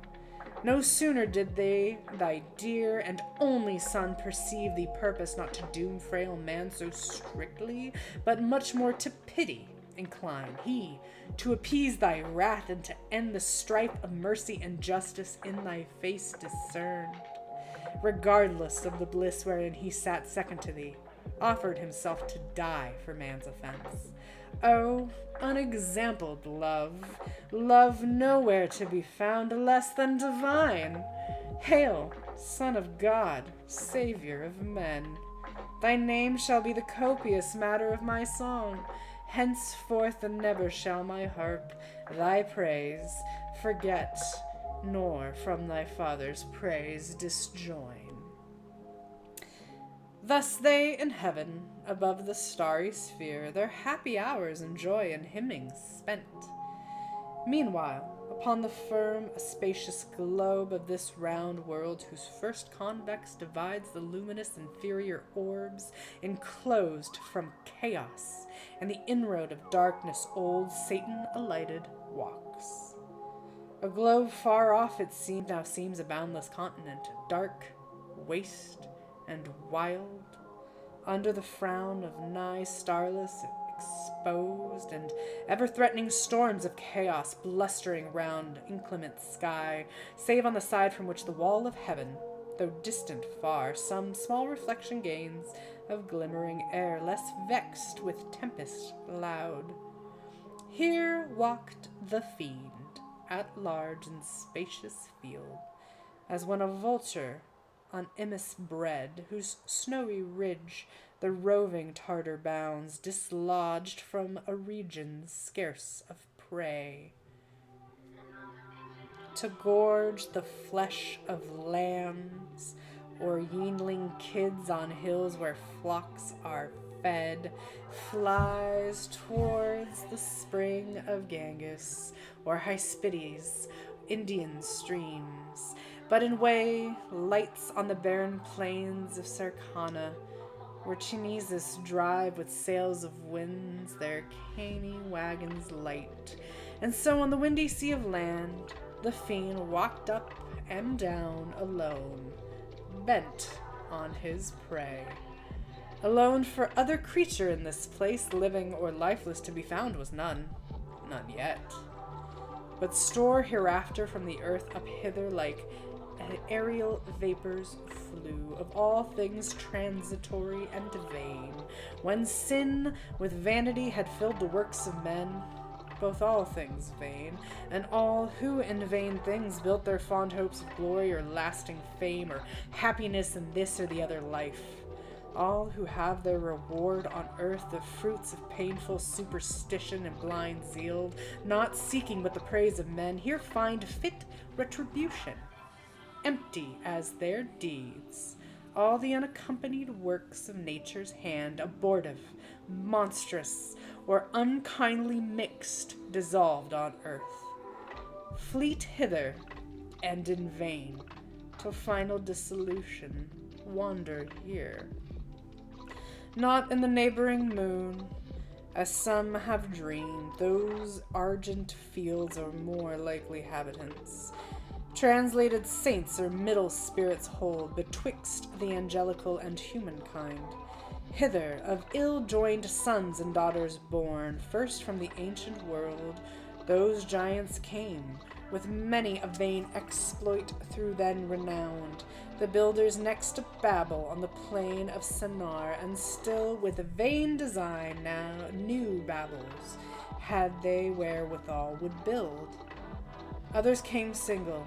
He who would have deemed a god leaped fondly onto Atena's flames, Empedocles, and he who to enjoy Plato's Elysium leaped into the sea.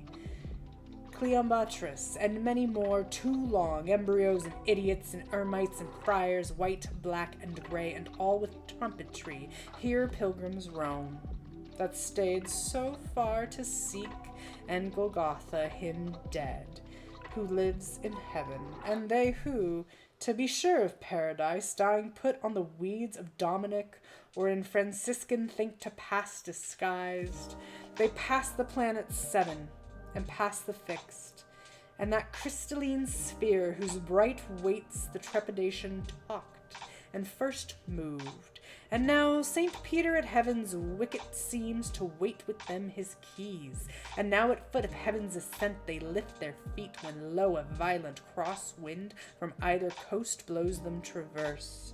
10,000 leagues awry into the devious air, then might ye see cowls, hoods, and habits, and the wearers tossed and fluttered into rags, then reliquies, bades, indulgences, dispenses, pardons, bulls, the sport of winds. Up-world aloft, fly o'er the backside of the world far off, into a limbo large and broad, since called the paradise of fools.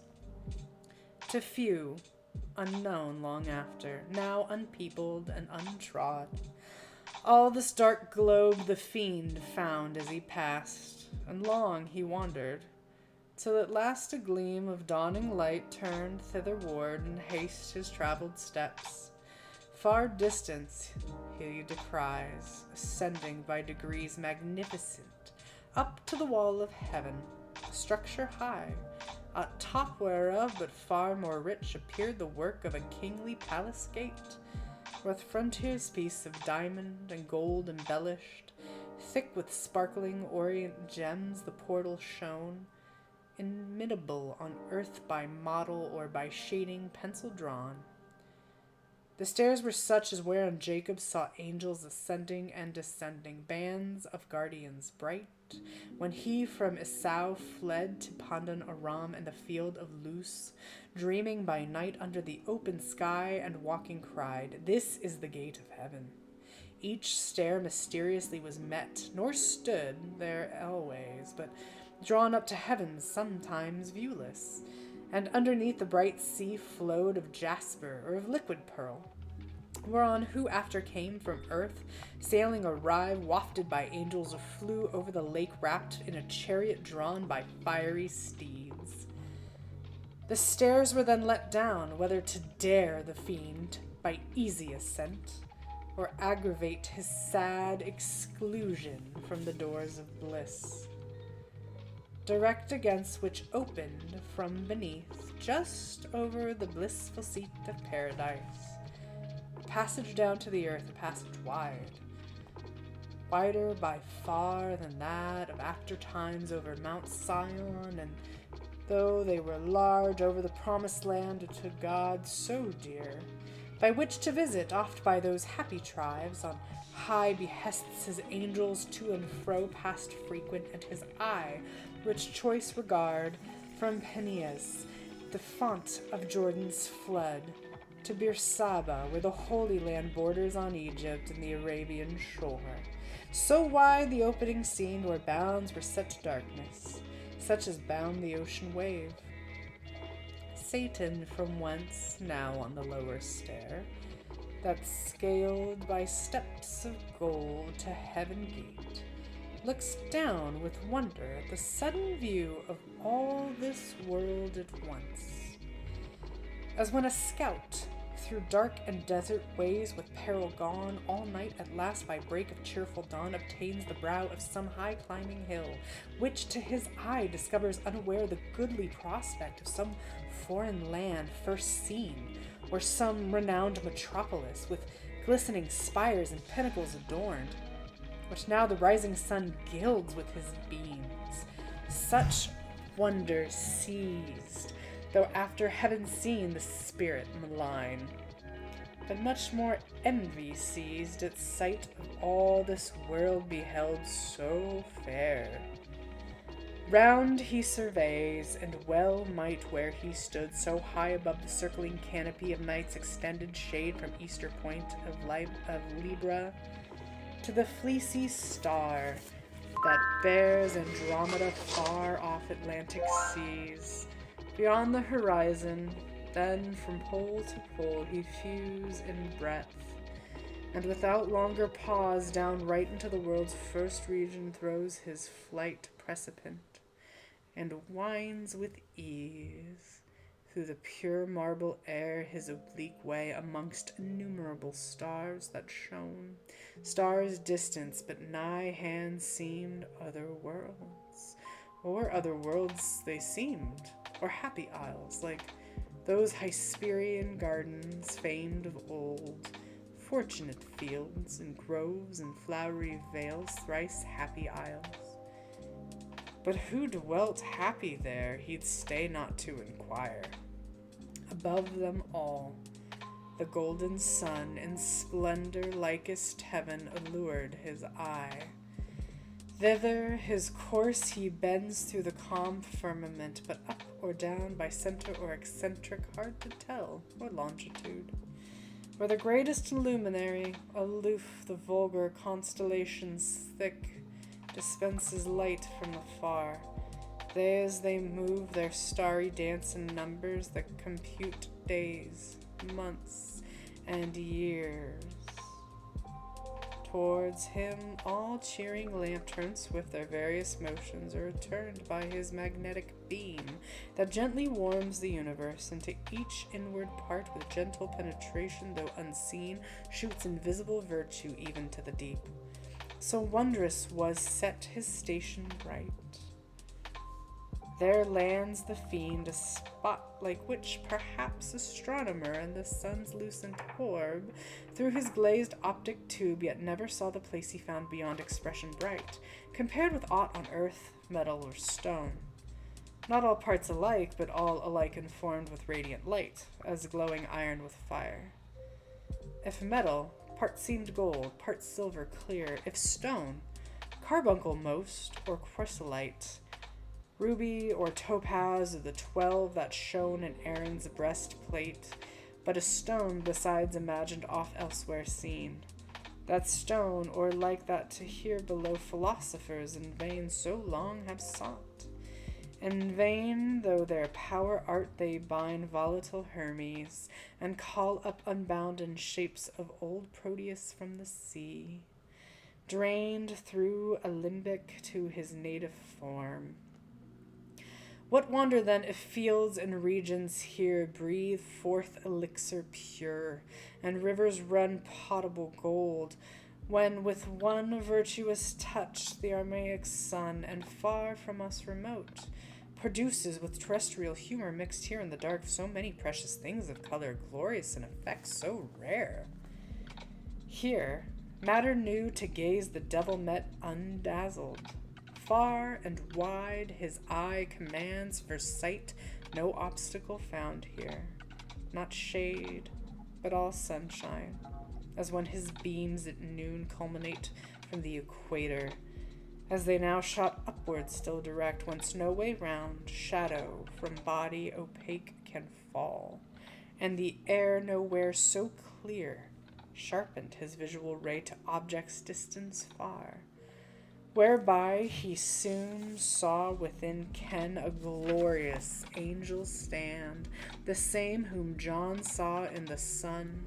His back was turned, but not his brightness hid. Of beaming sunny rains, a golden tiara circled his head, nor less his locks behind illustrious on his shoulders, fledging with wings, lay wavering round. On some great charge employed he seemed, or fixed in cogitation's step. Glad was the spirit impure, as now in hope to find who might direct his wandering flight to paradise, the happy seat of man, his journey's end, and our beginning woe. But first he casts to change his proper shape, which else might work him danger or delay, and now a stippling cherub he appears. Not of the prime, yet such as in his face youth smiled celestial, and to every limb suitable grace diffused, so well he feigned. Under a coroner his flowing hair in curls, on either cheek played, wings he wore of many a colored plume, sprinkled with gold, his habit fit for speed succinct, and held before him a decent straps of silver wand. He drew not nigh unheard, the angel bright, ere he drew nigh, his radiant visage turned, admonished by his ear, and straight was known the archangel Uriel, one of the 7 whom in God's presence nearest to his throne stand ready at command, and are his eyes that run through all the heavens and down to the earth, bear his swift errands over moist and dry, over sea and land. Him Satan thus accosts. Uriel, for thou art the... I feel like I should do this in my little kid voice. Because it's... I love the fact that Satan's like, you know what I should do, guys? I should be a cute little cherub. Which... in this era, cherubs were the cute baby angels. So that's the description. He's like, I've got little curls around my hairs. Or we could take a break. Because I've been reading for 2.5 hours. Mama, you decide. Am I gonna be cute little Nikki and scare the crap out of Ditch again? Satan in his cherub era?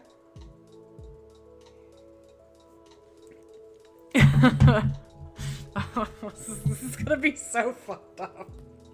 I'm sorry, Kara. I only say it because his speech is not that long. Oh no, Shadow's still here. Fuck, okay. Hang on. This might take me a moment. Alright. This is ridiculous. Such a good speech. Oh. Uriel, for thou of those 7 spirits that stand in sight of God's high throne, glorious bright, the first art wont his great authentic will interpreter through highest heavens to bring. For all his sons thy embassy attend, and here art likeliest by supreme decree like honor to obtain, as his eye to visit oft with new creations renowned. Unspeakable desire to see and know all his wondrous works, but chiefly man, his chief delight and favor, him for whom all his works so wondrous he ordained, hath brought me from the choirs of cherubim alone thus wandering. Brightest seraph, tell in which of all these shining orbs hath man his fixed seat, or fixed seat hath none, but all these shining orbs his choice to dwell, that I may find him with secret gaze, or open admiration him behold, on whom the great Creator hath bestowed worlds, and on whom hath these graces poured, that both in him and all things as is meet the universal maker we may praise, who justly hath driven out his rebel forces to deepest hell, and to repair that loss created his new happy race of men. To serve him better, wise are all his ways. Okay. Tapping out.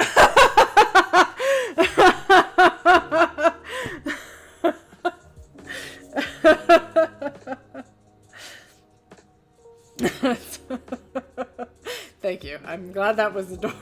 The betrayal of Cherub Satan. I hope that made your Orbit 240 way better. I can help you with your rotation. Thank you. The mains that only bug Pokemon? Yeah, probably.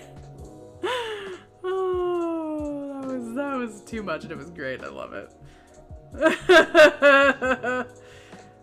I have a bit of voice range. Thank you, Kara.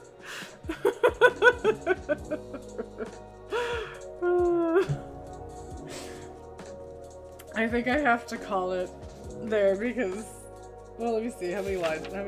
Oh, wait, no, we're right at the end. I forgot. This is a short book. It's only Uriel's response, and then we're done. Was that everything for you, Mama?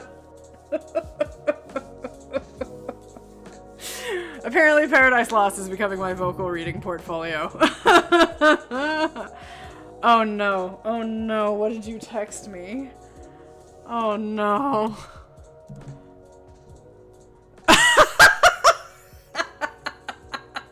Yes.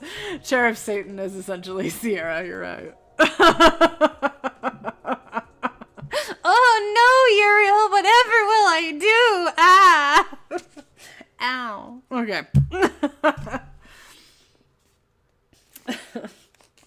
I kind of like Cherub Satan. That might have to be a new channel point. Speak to me as Cherub Satan. Don't wiggle your fingers, you promised, oh God. Anyway.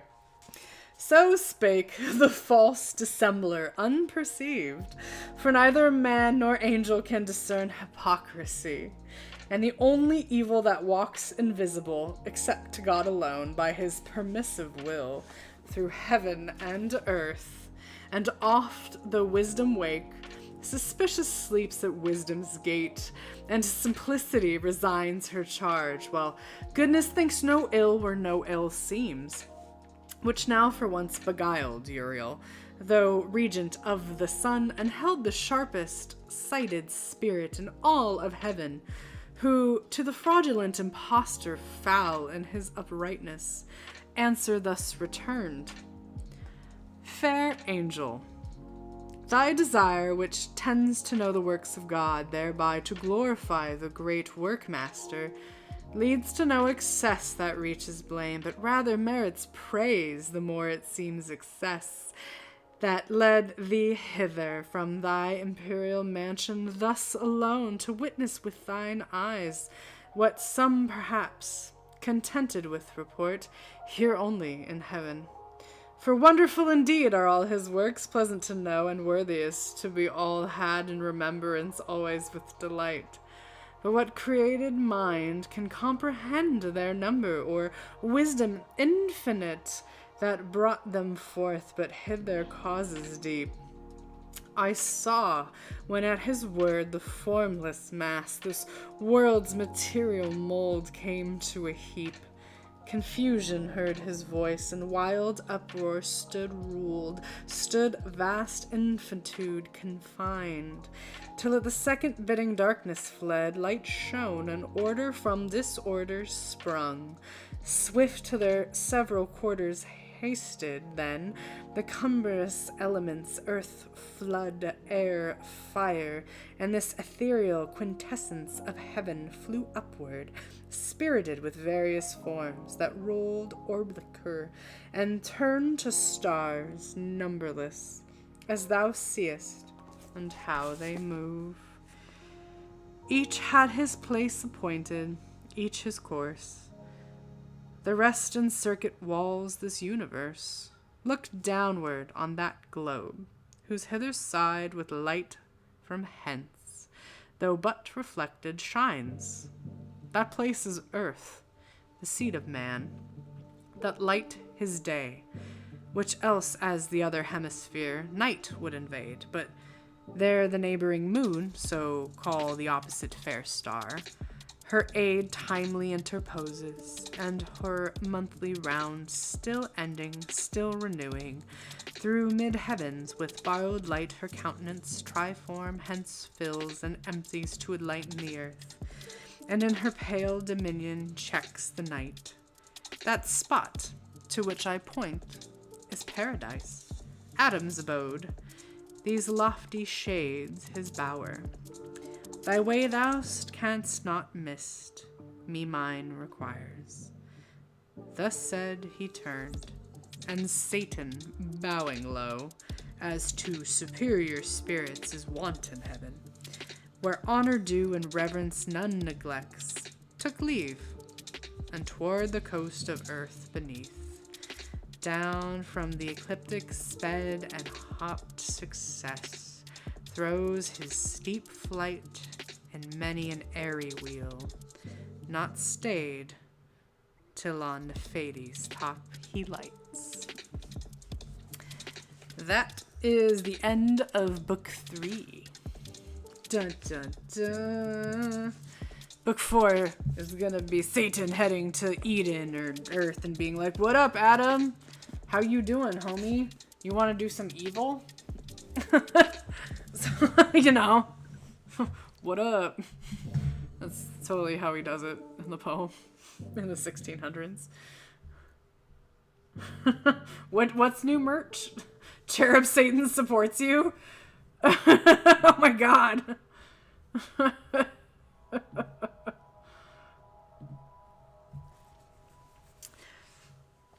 How are we liking getting our Paradise Lost on Sunday evenings? Yeah, fuck Carter too.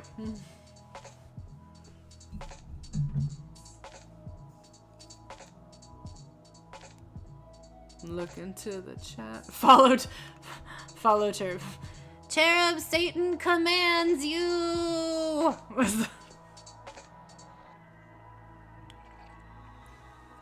Cherub Satan commands rolls to seduce your mind. Oh my god. Find it very calming. Okay, that's good.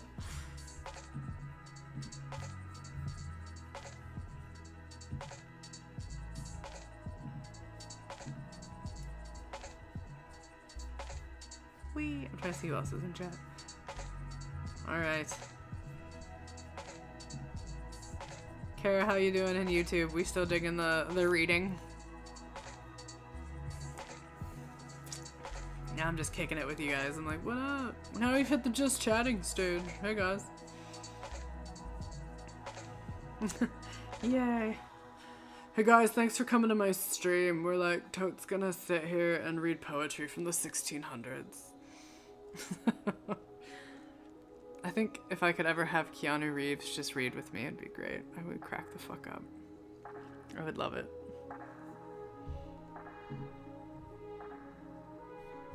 Alright, I know this is a cozy stream. If I asked any questions about it, I will panic. What do you mean? Wait, what questions about what are we panicking about, Ditch? Are you okay?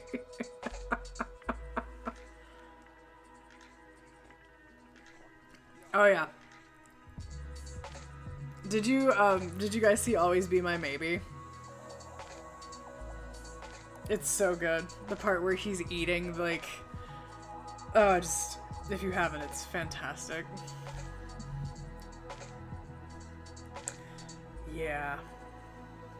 So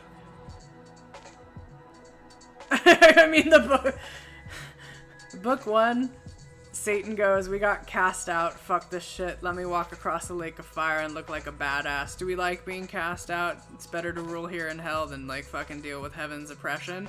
That's book one. Book two is essentially, hey guys, we should take a vote if we should go back and try and take over heaven, just say fuck it and deal with hell being like, can it get any worse? We don't really know. Or we heard a rumor there's this earth thing where humans are. Maybe we can fuck with God with that. Book three is, hey, Satan finally makes it to heaven and is trying to find Earth because he's figured out this is fucking happening. And God's like, oh no, my people have been cast out and they're going to tempt my man. And what am I gonna do? Because even though I created everything, fuck those bitches. It wasn't me. It wasn't my fault for giving them free will and they did the thing. And it's not like I'm a godlike omnipotent creature that everyone just said and therefore I must know everything that's going to happen, including their fall. But fuck, they're gonna fuck with my men and thus I must cast man out too unless someone in heaven decides to pretend to be a man and thus take on all their sins and I'll grant them mercy. And the Son of God goes, I'll do it. And he's like, oh no, my son is going to die. Everyone sing and bring rejoice. And we'll bring you back. And that's the story of Christ. And then Cherub Satan finds Uriel. And Uriel goes, that's Earth. You go have fun fucking with them without knowing. So that's the summary of where we are. Does that help? That is... I could be a college English teacher. That is everything I just read for the past 4 hours. Did I get it, Mama? Did I miss anything good? Right? Mood.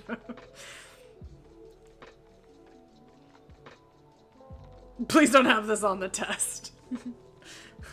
What does Cherub Satan sound like? That's on the test. And that's the story of Jesus. What I think is, again, one of the reasons when I started this last week. Ooh, I'm happy you were organizing your books, Kara. Yay. I wanted to note that, like, the cosmology Milton made up. But you have to remember, of course, at this point, yes, the Bible existed, as we know.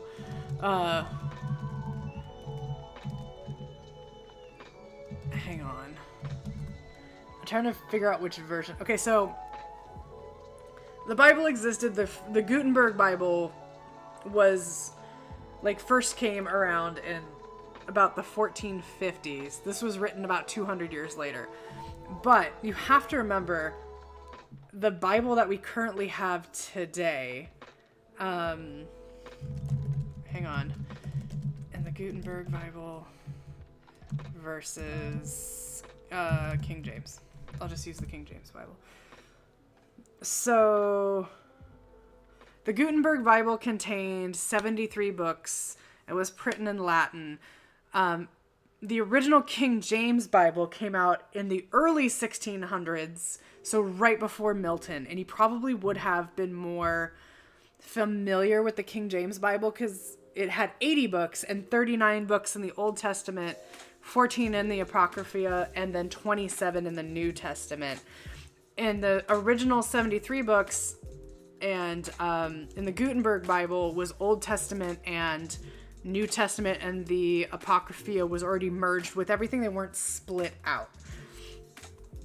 And today we still use, modern Catholicism recognizes the 73 books of of the Gutenberg Bible, but the thing to remember is that there were 7 councils that changed the Bible. So, like, the Book of Enoch, for example, is considered a blasphemous book, just like the Book of Lilith, all that other stuff. So by the time this was written, like, the concept of paradise existed, but it was originally Adam and Eve. The concept of Lilith had been the original story, and Enoch had been pulled out. So it's interesting that in Milton's version, he, of course, writing an epic poem, is using references in his modern era to, like, you know, the great Ulysses and the Iliad, the Odyssey, all of the things that have occurred in other historical epics prior to him, and giving this timeline. Like, he references the Tower of Babel, but at that point, the Tower of Babel, I think, is in book 6 of the Bible. I'm rusty, but, like, technically, if we were to think about it, how we understand the cosmology that it is set up, is that, like, heaven is created, hell already exists, God creates Adam and Eve, and then we have the next 5 books, and then you get to the book of, like, you get to Babel and all this other stuff. He's basically saying, like, man was created and then wiped the fuck out. Not like Noah's Ark style, but in a different way. But, like, Adam still has a seat in paradise, and hell still has a way of tempting. It's interesting if you are trying to make it linear, because it is absolutely not. And it's curious to compare it against the actual theological books that are written between the Gutenberg Bible, the St. James, because at the time, the Apocrypha and other books like the Pentateuch were different. So I went to Catholic school for way too fucking long, everyone. Ask Mama about that time where she asked me about the Council of Nicaea. And I was like, that was on a test for me in 3rd grade. 3rd grade. It was burned into my soul. And now I'm Shinto. So I like the cosmology aspect of this as well. So anyway, on that note, since you had to listen to my interest and hobby, you know what's coming.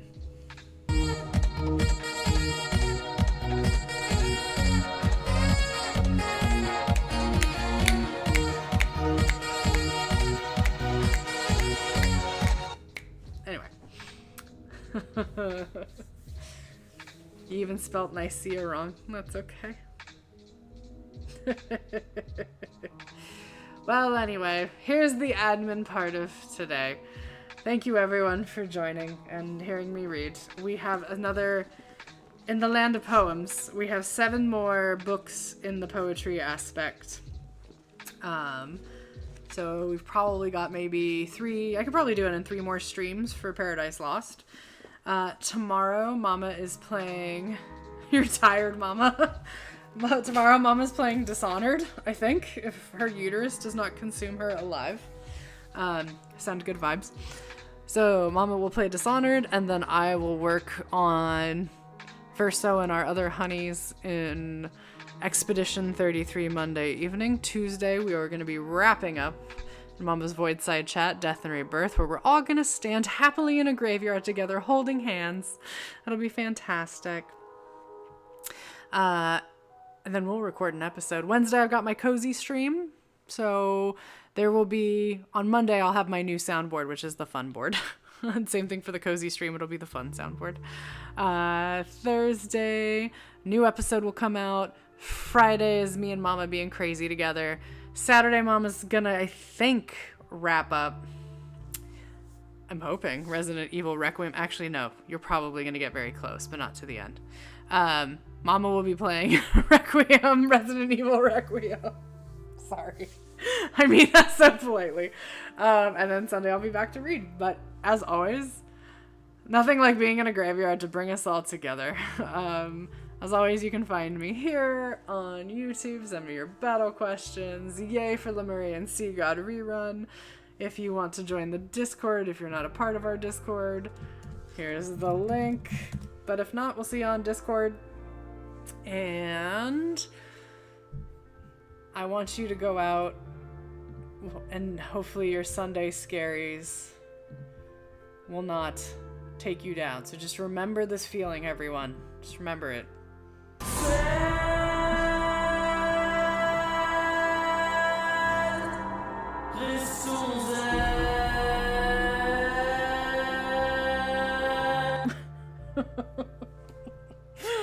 Have a wonderful evening.